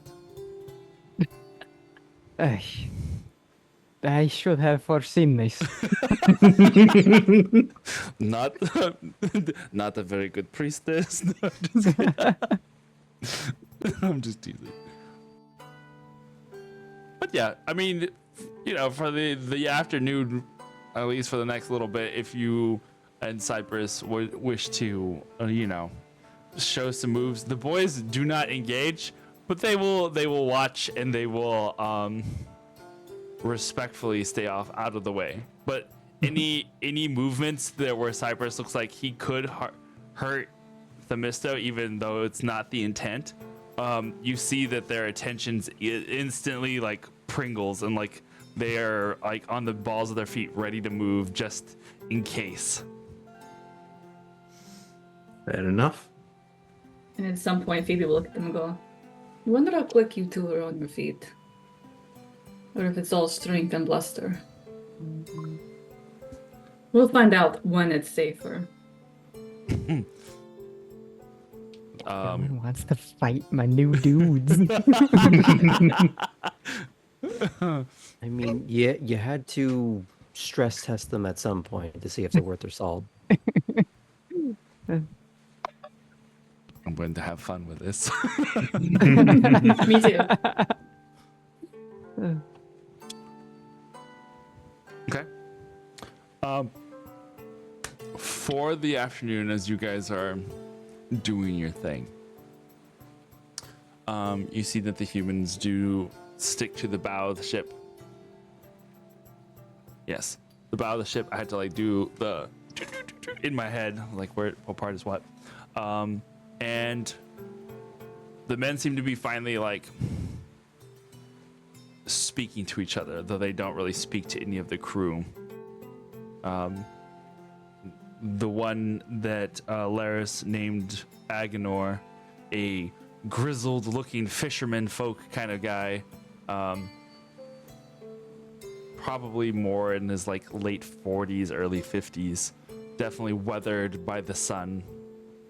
Seems to be having a conversation with Laris for a little bit before he finally goes and sits down with the other men, and they just stick to themselves the rest of the trip, unless otherwise engaged with. They do not really explore around or mingle at all.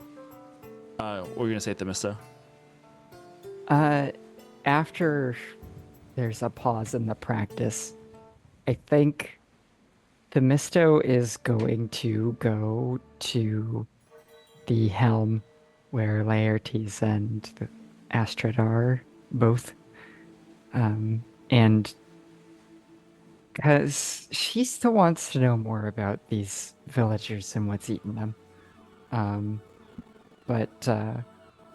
So approaching these her two companions. Go. And you know these are I forget what it is when someone is riding on a ship with you. They are passengers. They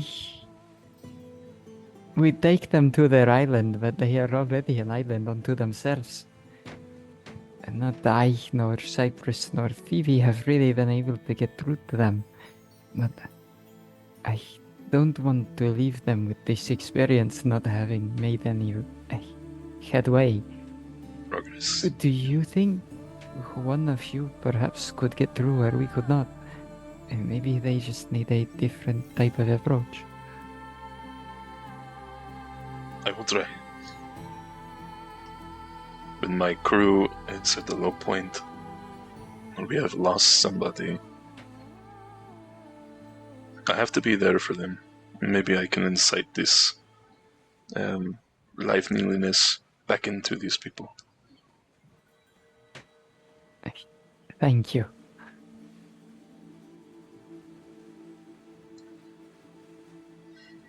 I could try something small at first. Get them to at least maybe do something. I was thinking if these people were taken from this village, and their families, maybe seeing their loved ones will help where we cannot. But you're right, I think they need to have some semblance of self again before we drop them off. It would feel wrong for them to still be this way. What are you thinking, Laertes? Nothing major, but I don't want to press on them too much. It's whatever they've gone through is going to take time. I'm not going to see progress in a day. One boat trip isn't going to necessarily fix everything. Maybe for one or two, but not all. So let's temper our expectations. This I know, but given what it is that we face, if perhaps there is a way that we can help, or something they know that could help us, it feels wrong to leave it unsaid.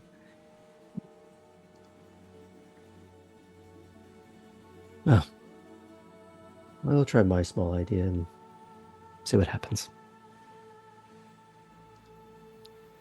By your leave, Captain. Phoebe, what were you gonna say? After having mentioned to Lettuce that I was from somewhere a little similar, and now that the men are starting to wake up, do any of them look similar enough to Matthias that it would be jarring to me? Oh, yeah. This is a fishing village, ain't it? Not that any of them are, but just similar No. enough to kind of like... I could see that a little bit. There's just in the sense that now that you have seen that they have talked about them being fishermen, you do see. Oh, hello. Hi, All of the Raiders. raiders. Hi, everyone.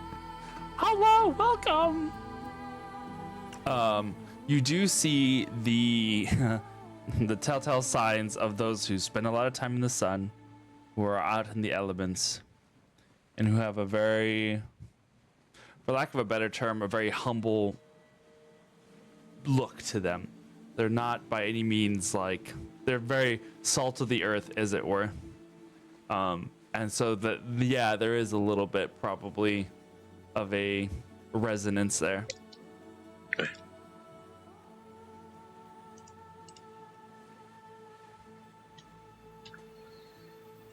That's all. Laertes, what were you wanting to try to do? It's less that he wants to go and instigate conversation with a bunch of people who are seemingly a little shell-shocked. At least that's the impression I've been getting. And he's just going to, like, for one thing, like, what's the group of guys doing at the moment? They're kind of just, are they talking to themselves? Are they doing anything? Not really. They're just kind of in a small huddle, leaning up against the railing of the ship.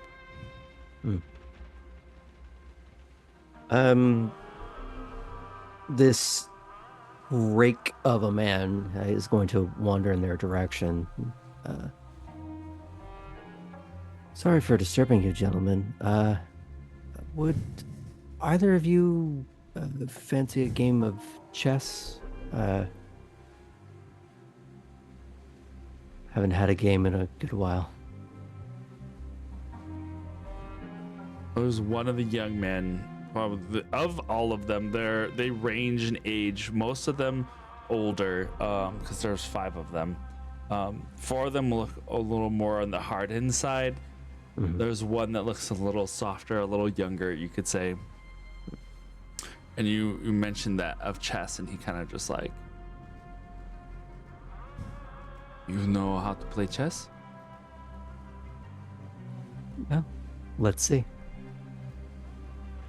I am not saying I am any good. That is a game that my father plays often, and I have tried to play.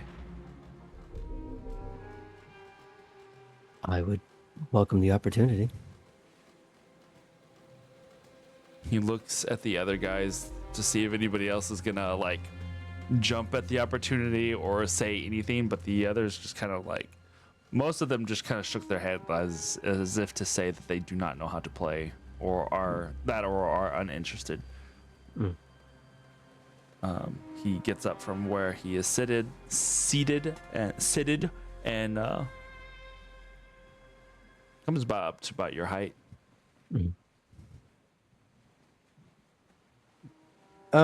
Is there anywhere on deck to really kind of sit, or is it well, to borrow a phrase, is it kind of Spartan?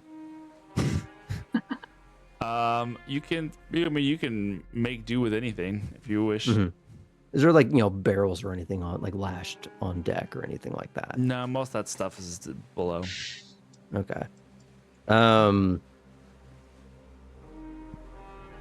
This, if you don't mind, probably below deck would be a little more conducive. Sure. And he'll look to the others, but he's not expecting any of them. He's, you're welcome to join or take the winner. You just kind of grunt and nod, but seem uninterested. Yeah, that's kind of what I figured. One is a victor, I would say, at this point. And he'll go to a table that he has gotten used to sitting at, though he doesn't quite remember who he was sitting with.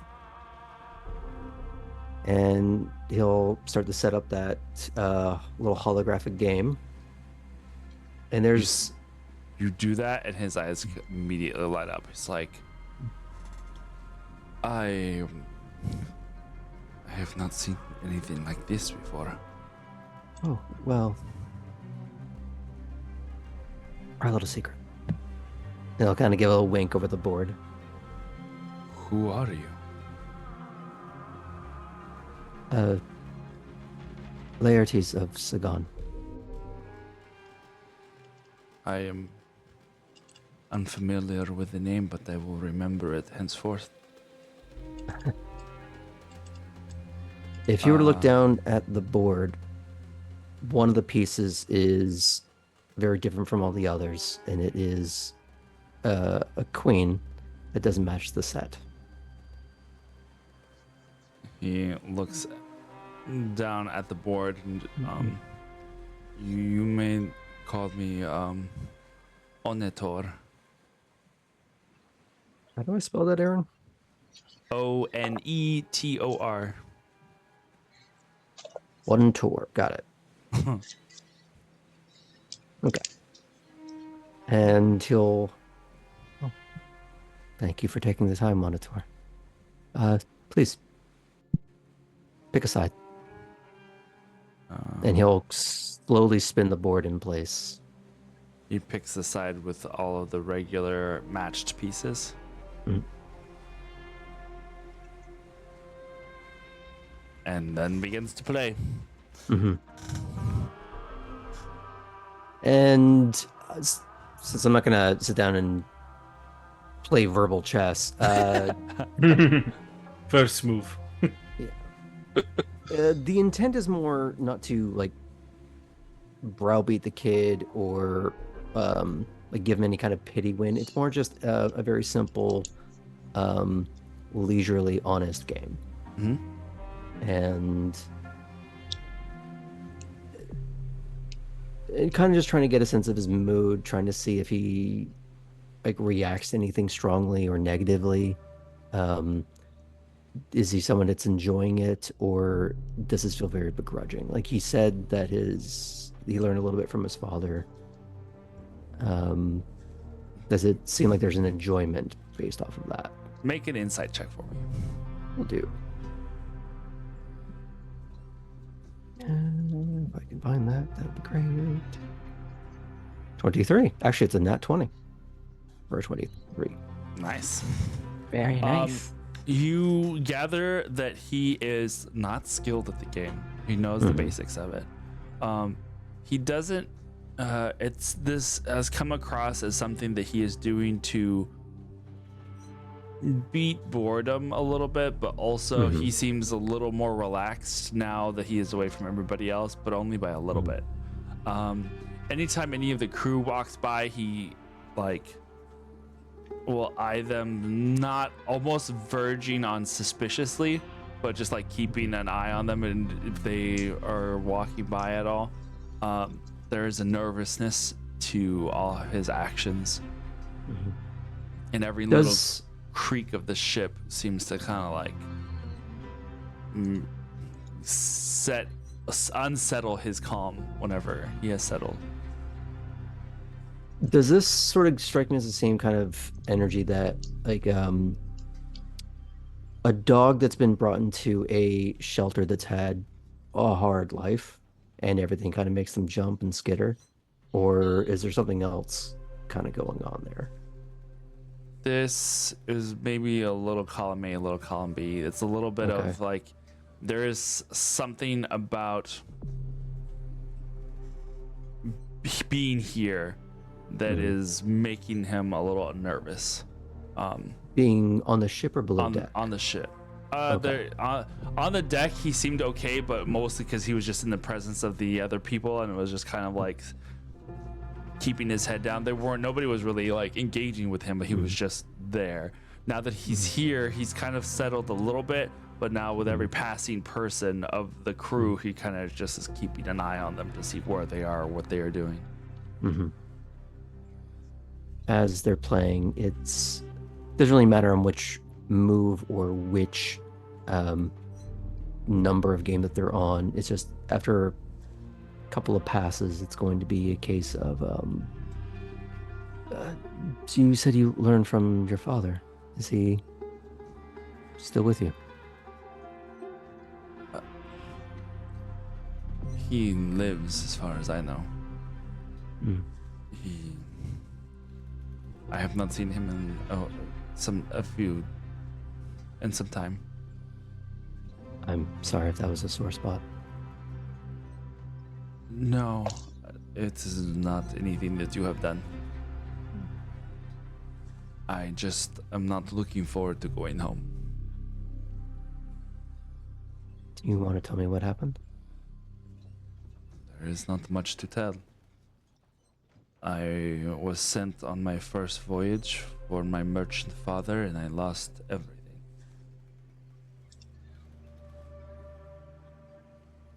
So, odds are I probably had a better fate awaiting me with the cultists than I do with where I am going. What were things like before you were taken?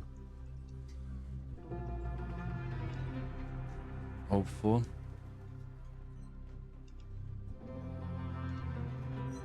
was my first voyage. Hmm.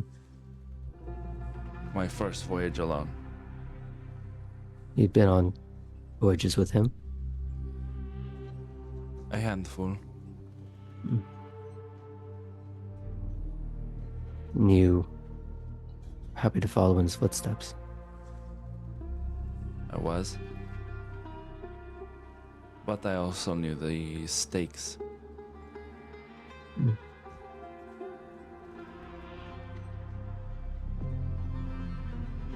May I tell you something? Sure. My father is in a similar line of business. Shipping various goods, acquiring things. Sometimes rare, sometimes precious. Sometimes just grain. It's whatever is required at the time.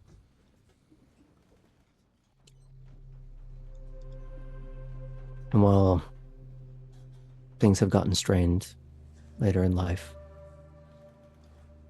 I also know that he would sink every ship he had access to if it meant he could have back someone in his life.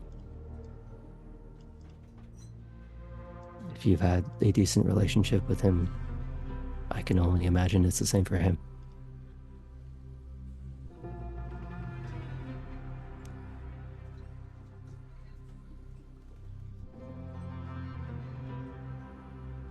You sound like you are a lucky person to have a father who cares so deeply for those around him. I cannot say the same for mine. I'm sorry.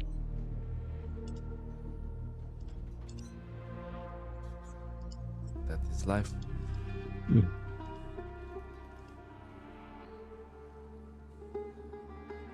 Do you fear him, or do you fear something else?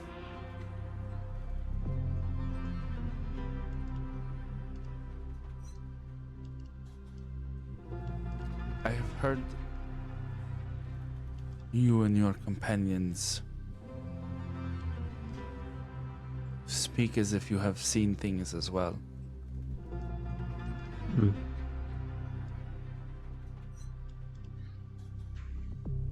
Have you also seen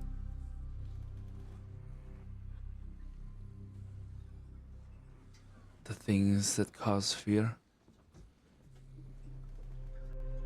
Yes.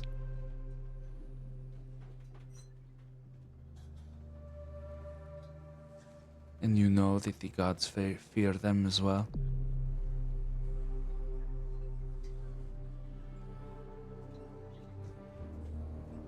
Here's a funny thing. It's simple. The word is, anyways. Sometimes even the feelings are. But fear isn't always fear for ourselves. It's fear for others. What if I'm not strong enough to protect the person next to me, person that I care about? That's a reasonable fear.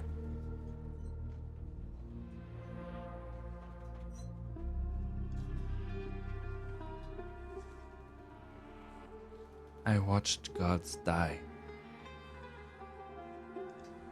to this fear.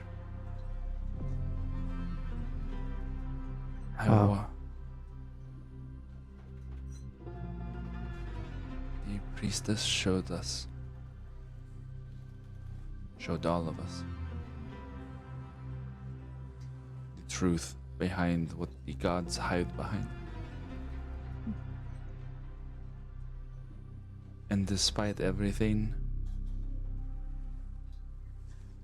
I am afraid to return to my home for fear of the disappointment and the repercussions of my failure to my father.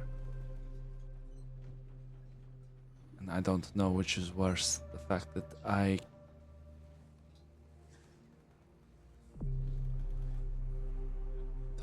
don't have God's that I feel I can count on to save me from these things.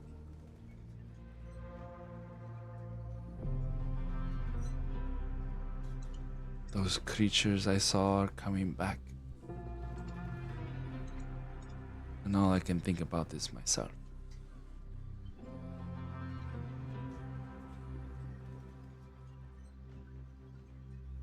It's perfectly natural to be worried for the self.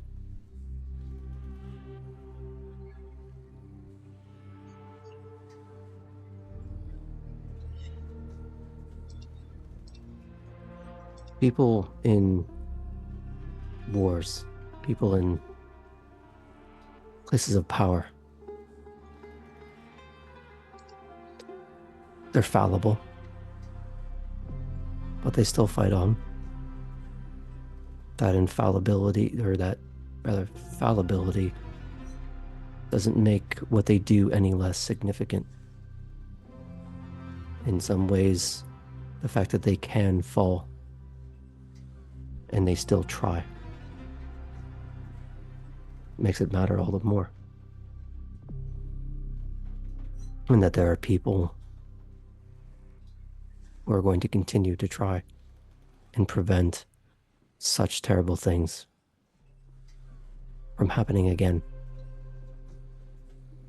to repair the hurt and damage caused, so that you and other people like you can have a life.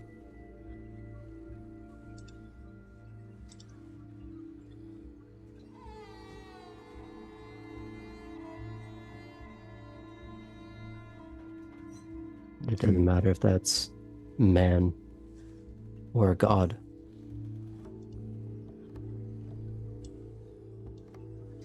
The action is still the same.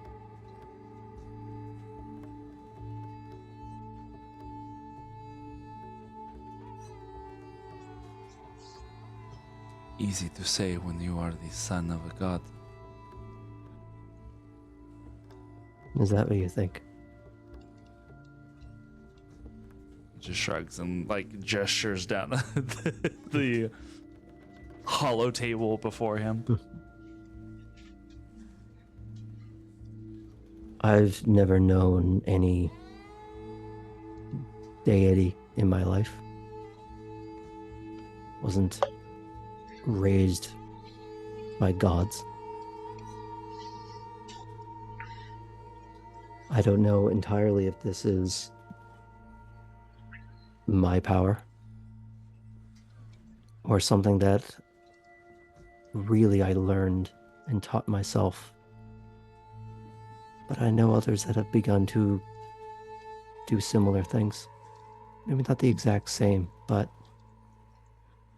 enough understanding of our world and the way it works. More people are capable of more things than anyone previously considered. You weren't born to helm a ship. You didn't know what that was. Someone taught you. Things like this ultimately are no different.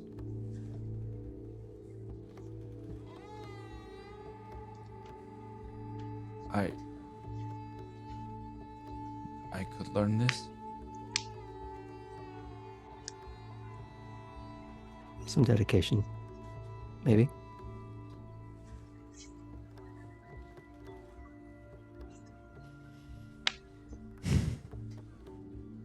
Let's start with something small.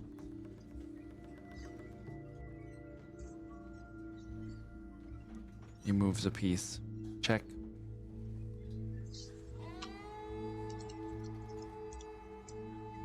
Good man.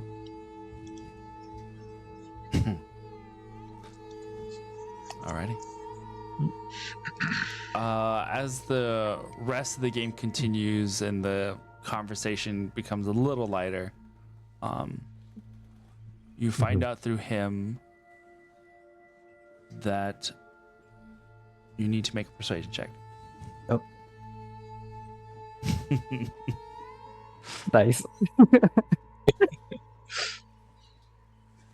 Does my nat 20 from earlier help anything? I mean, it would definitely have helped you read his body language, but Because it's a 22 either way. very nice. I'm sorry, we were looking for a 23. Get out, son. No, it's good. You do find out that while just kind of through casual conversation, the other people upstairs and a little bit of on his own have a bit of a hesitancy with Athenians.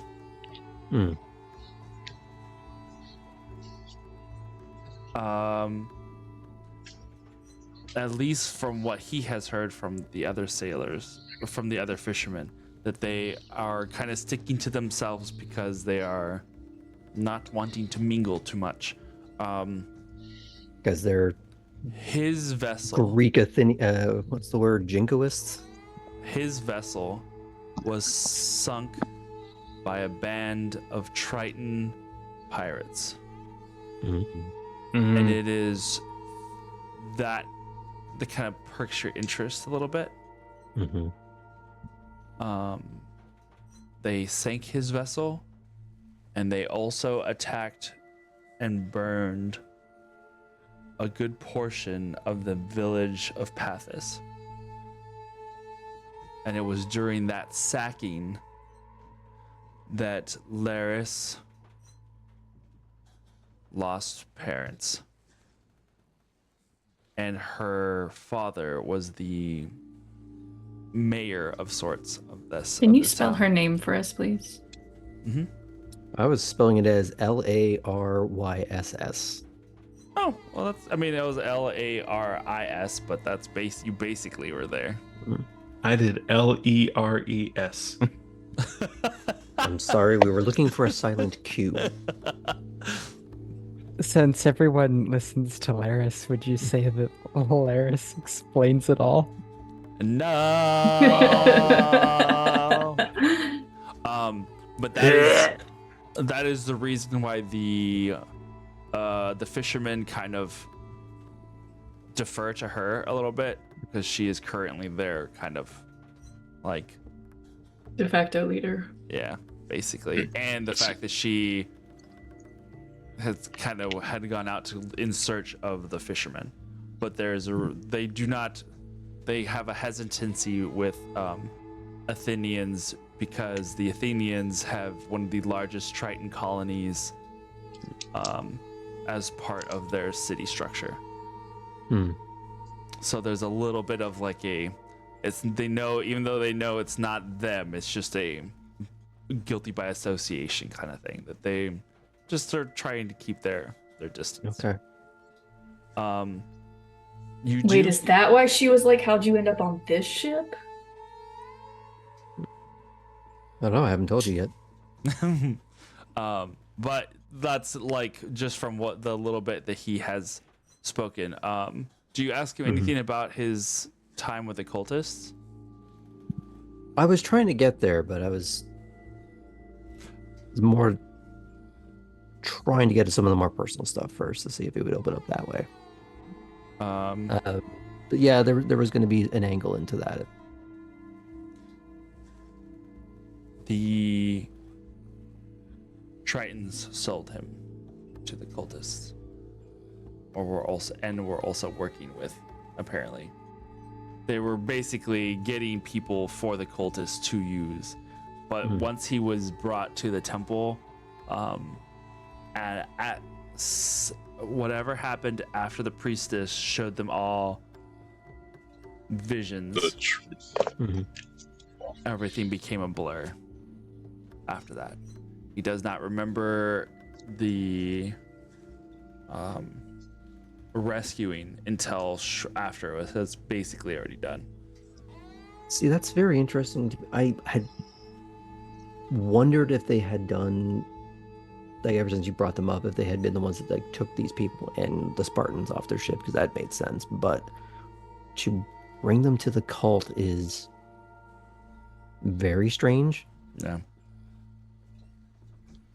I don't know if it's a different group or their reasons weren't entirely honest at the time anyways when they were threatening Laertes, but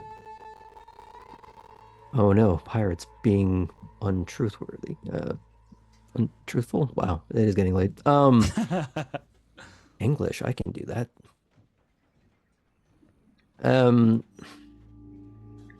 Did you happen to catch any sort of name about the name of this group? Any names of the people involved?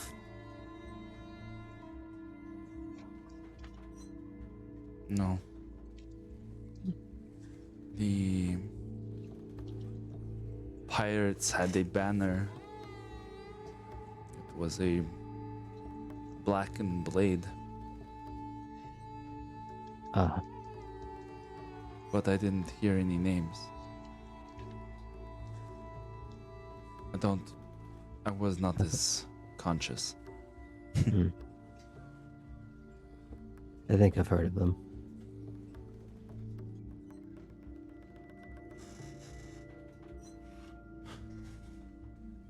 I'm sorry for everything you've endured.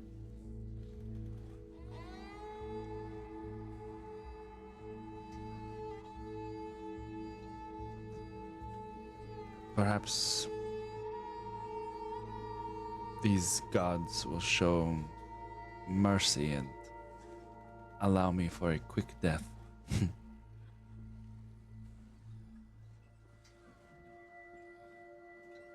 A merciful God wouldn't have reason to have you killed in the first place.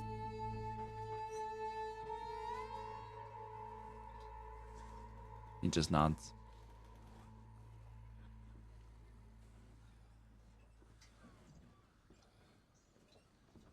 No. How good are you at math? If I have an abacus, I can do wonders. Well, the board shifts into a more complicated abacus. Not so much that it is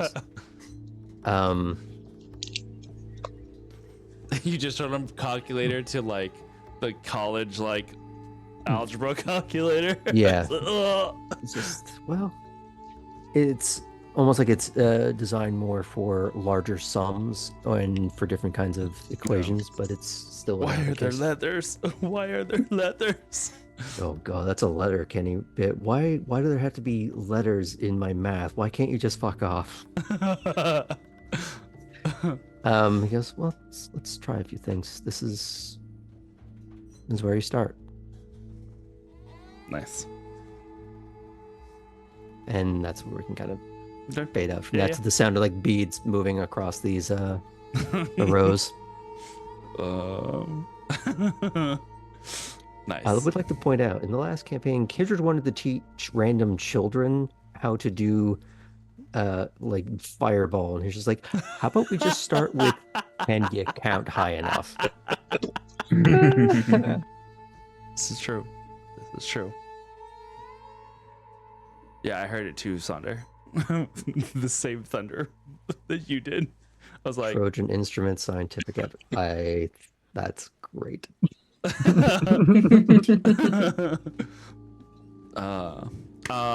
Okay. We'll say rest afternoon continues as the sun is starting to lower in the horizon. You get to the Isle of Seraphos. Yeah, go for it. At some point during the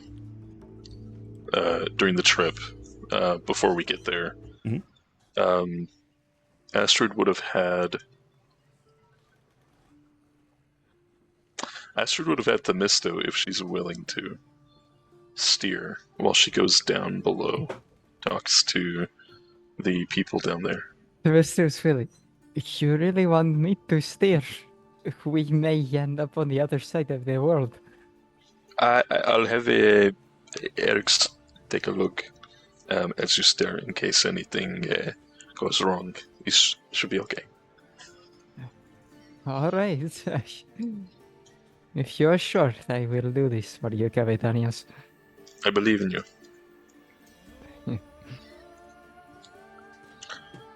She's going to go. Take the helm.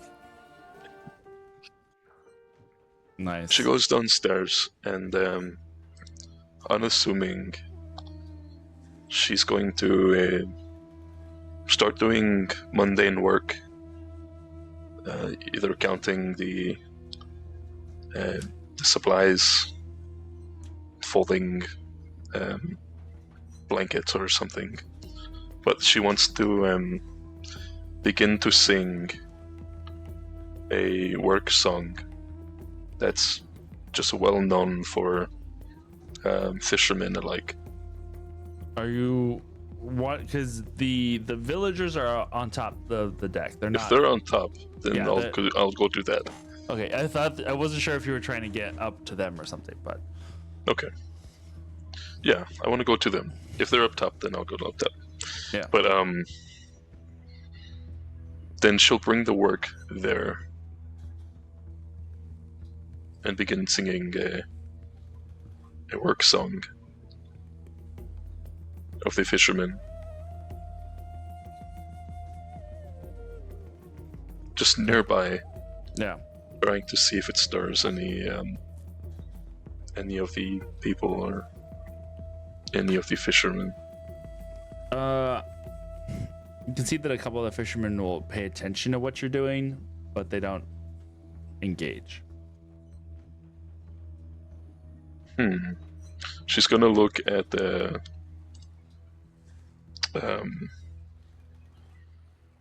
Laris. Mm-hmm.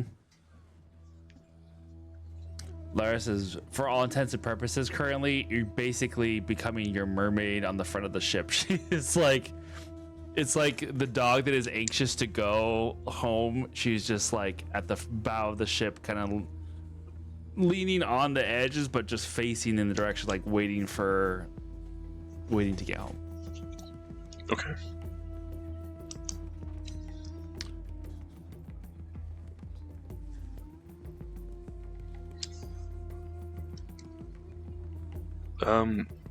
Once she's done counting or doing the thing, she'll go up the ladders.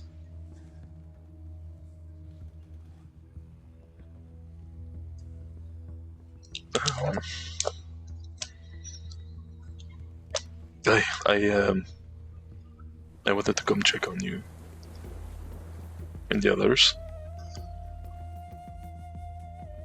Just see what you plan to do once we get to your home. She looks over at you. What we plan to do? We plan to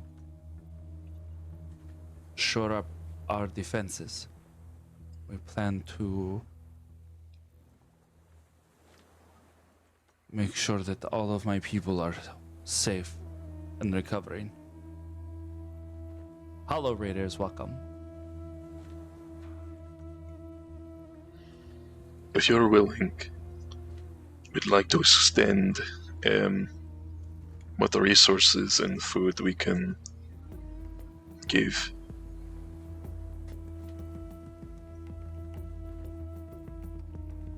It is fine. We have plenty of resources and food at home. We are rather self-sufficient. Now that our fisher folk are returning, we should not have to worry. I appreciate your generosity, but perhaps, and we intend to pay forward the work that you and your crew have done, you and your companions, to rescue us and tend to our needs and care for us. It will not be forgotten.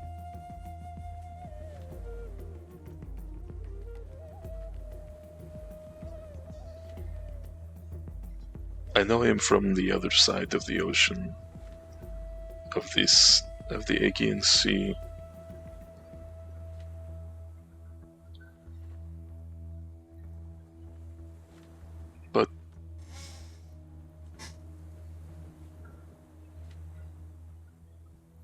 what is happening in Greece, and perhaps the world,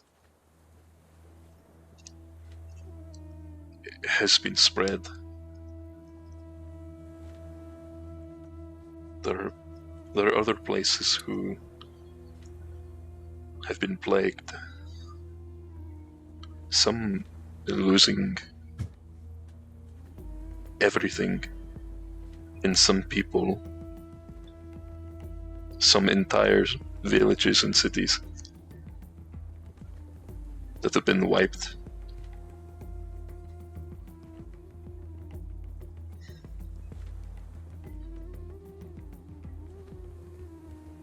Try to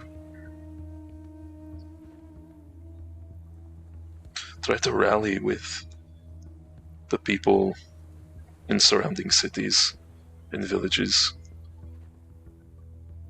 Try to make way on building forces against these creatures. It's only getting stronger.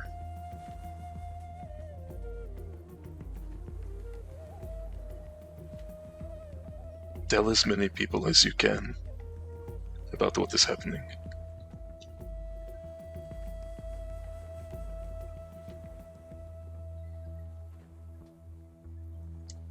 I will take your advice under consideration.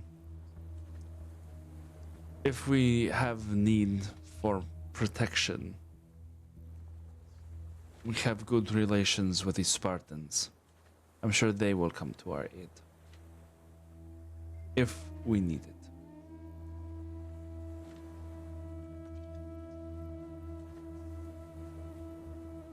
But I think currently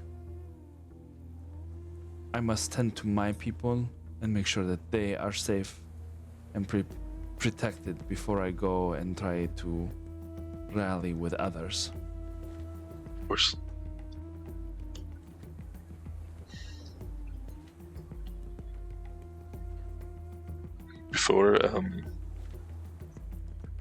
Before what happened, what all had you heard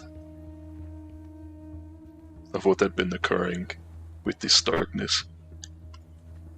We had not. We saw the The storm. sudden- We saw the storm to the east.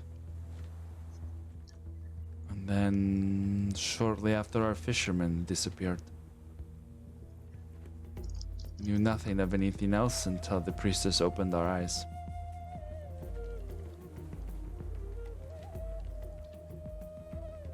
Misto.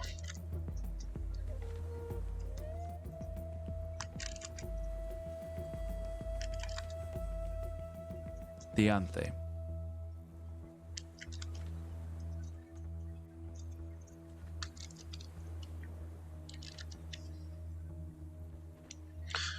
Deante showed you what she wanted you to see.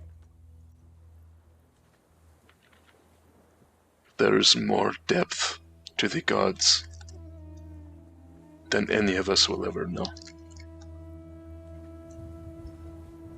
And the horrors that they endured.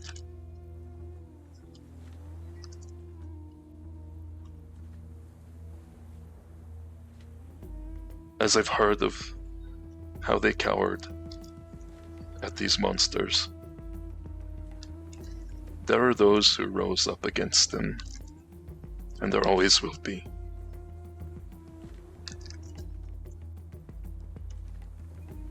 Then where were they when we needed them most?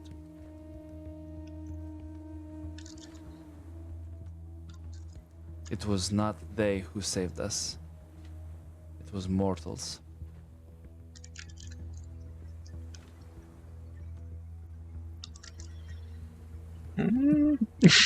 Sure. I mean, Is Astrid just gonna go starry form now? right?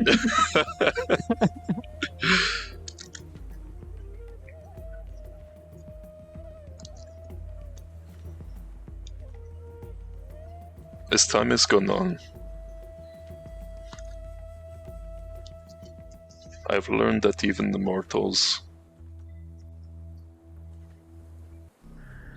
can have just as much strength as the gods. And as I fought these monsters with my friends, we have learned that all of us were born from the gods. All of us have that spark within us. We, and I'll gesture to everyone, we are all gods in our own right.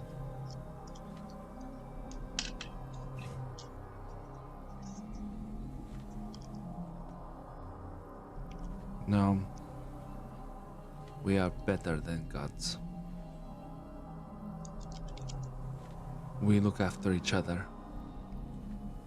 It was not the gods who sent me to go look after my brethren and look for my fishermen that had been lost. It was not Poseidon who had found them. It was me. And it was not any of the other gods that had found us. It was you and your companions. Blessed with might as you might be,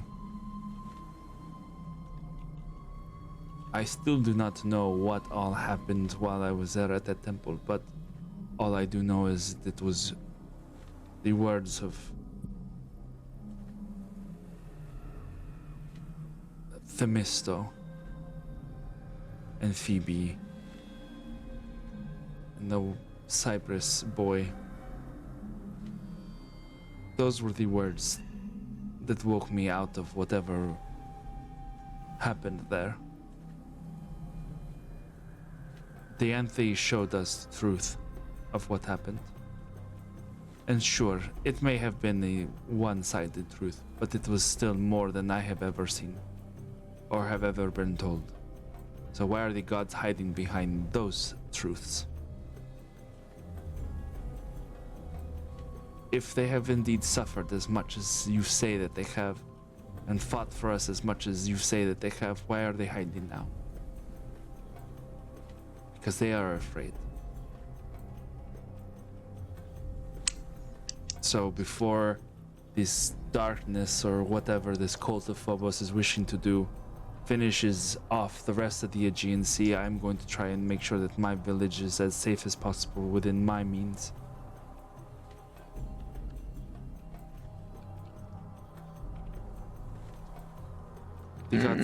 The gods get no mercy from me, as I have expected no mercy from them.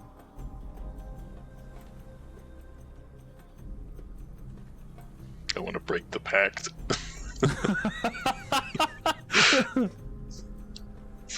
Just be like, listen here, little missy. You don't know anything. Okay.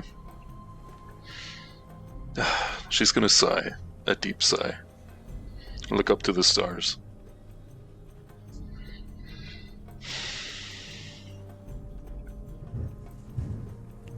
Oh, dramatic thunder. I heard that.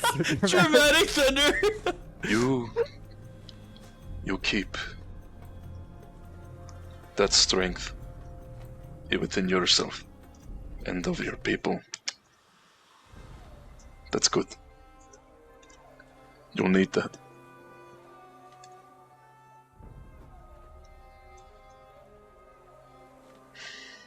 Be well.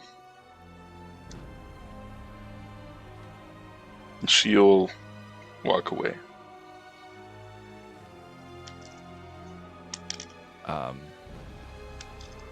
Eric's over by Themisto has been watching the exchange between the two. Leans over at Themisto and goes, I know that face. That's a bad face.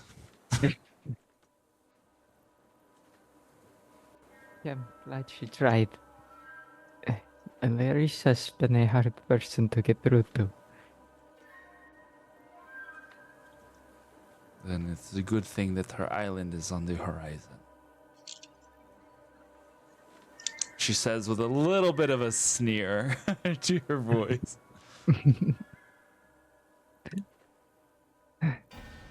And I am glad it's on the horizon too. For a second there, I wasn't sure we were going to make it with me at the helm. She pats your shoulder. You're doing fine. We're not sunk yet. I think I will stick to prayers. You hear from below, we're taking on water.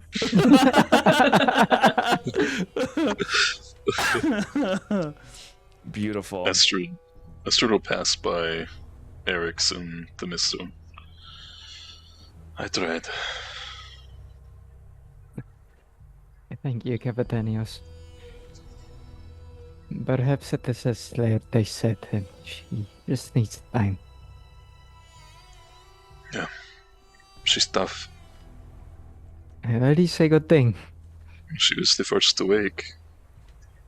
And she's been through so much.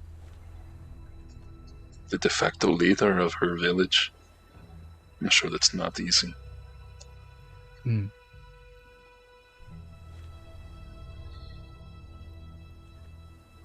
I will think on this. Perhaps there is something we may yet do.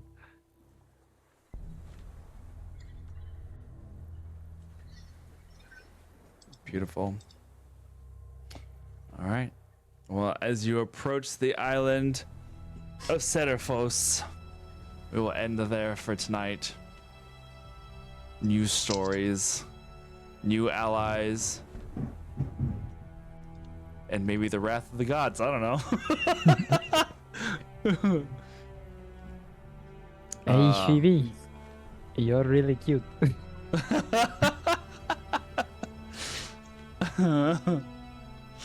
That was all. It was all pretty great. Alrighty, These guys. Spartan boys. Oh yeah, I am so excited. You have no idea how happy I was. Like, oh, this will be interesting. This was not an intention of them becoming this, but then I was like, A lovely foil for our Cypress. I love with that high of a roll. It's like, oh, they're gonna be all about this now. Yeah, it was an 18 on the die, and then the Mister was fairly persuasive. So And I'm glad they think highly of one member of the crew. I mean, they don't think less of you. It's not your Oh, fault. yes, they do. And then Phoebe's like, oh, I'm gonna get on their nerves whether I mean to or not. This is gonna be hilarious. It's not your fault you're inferior. It's just the way you were Right. brought up. It's fine.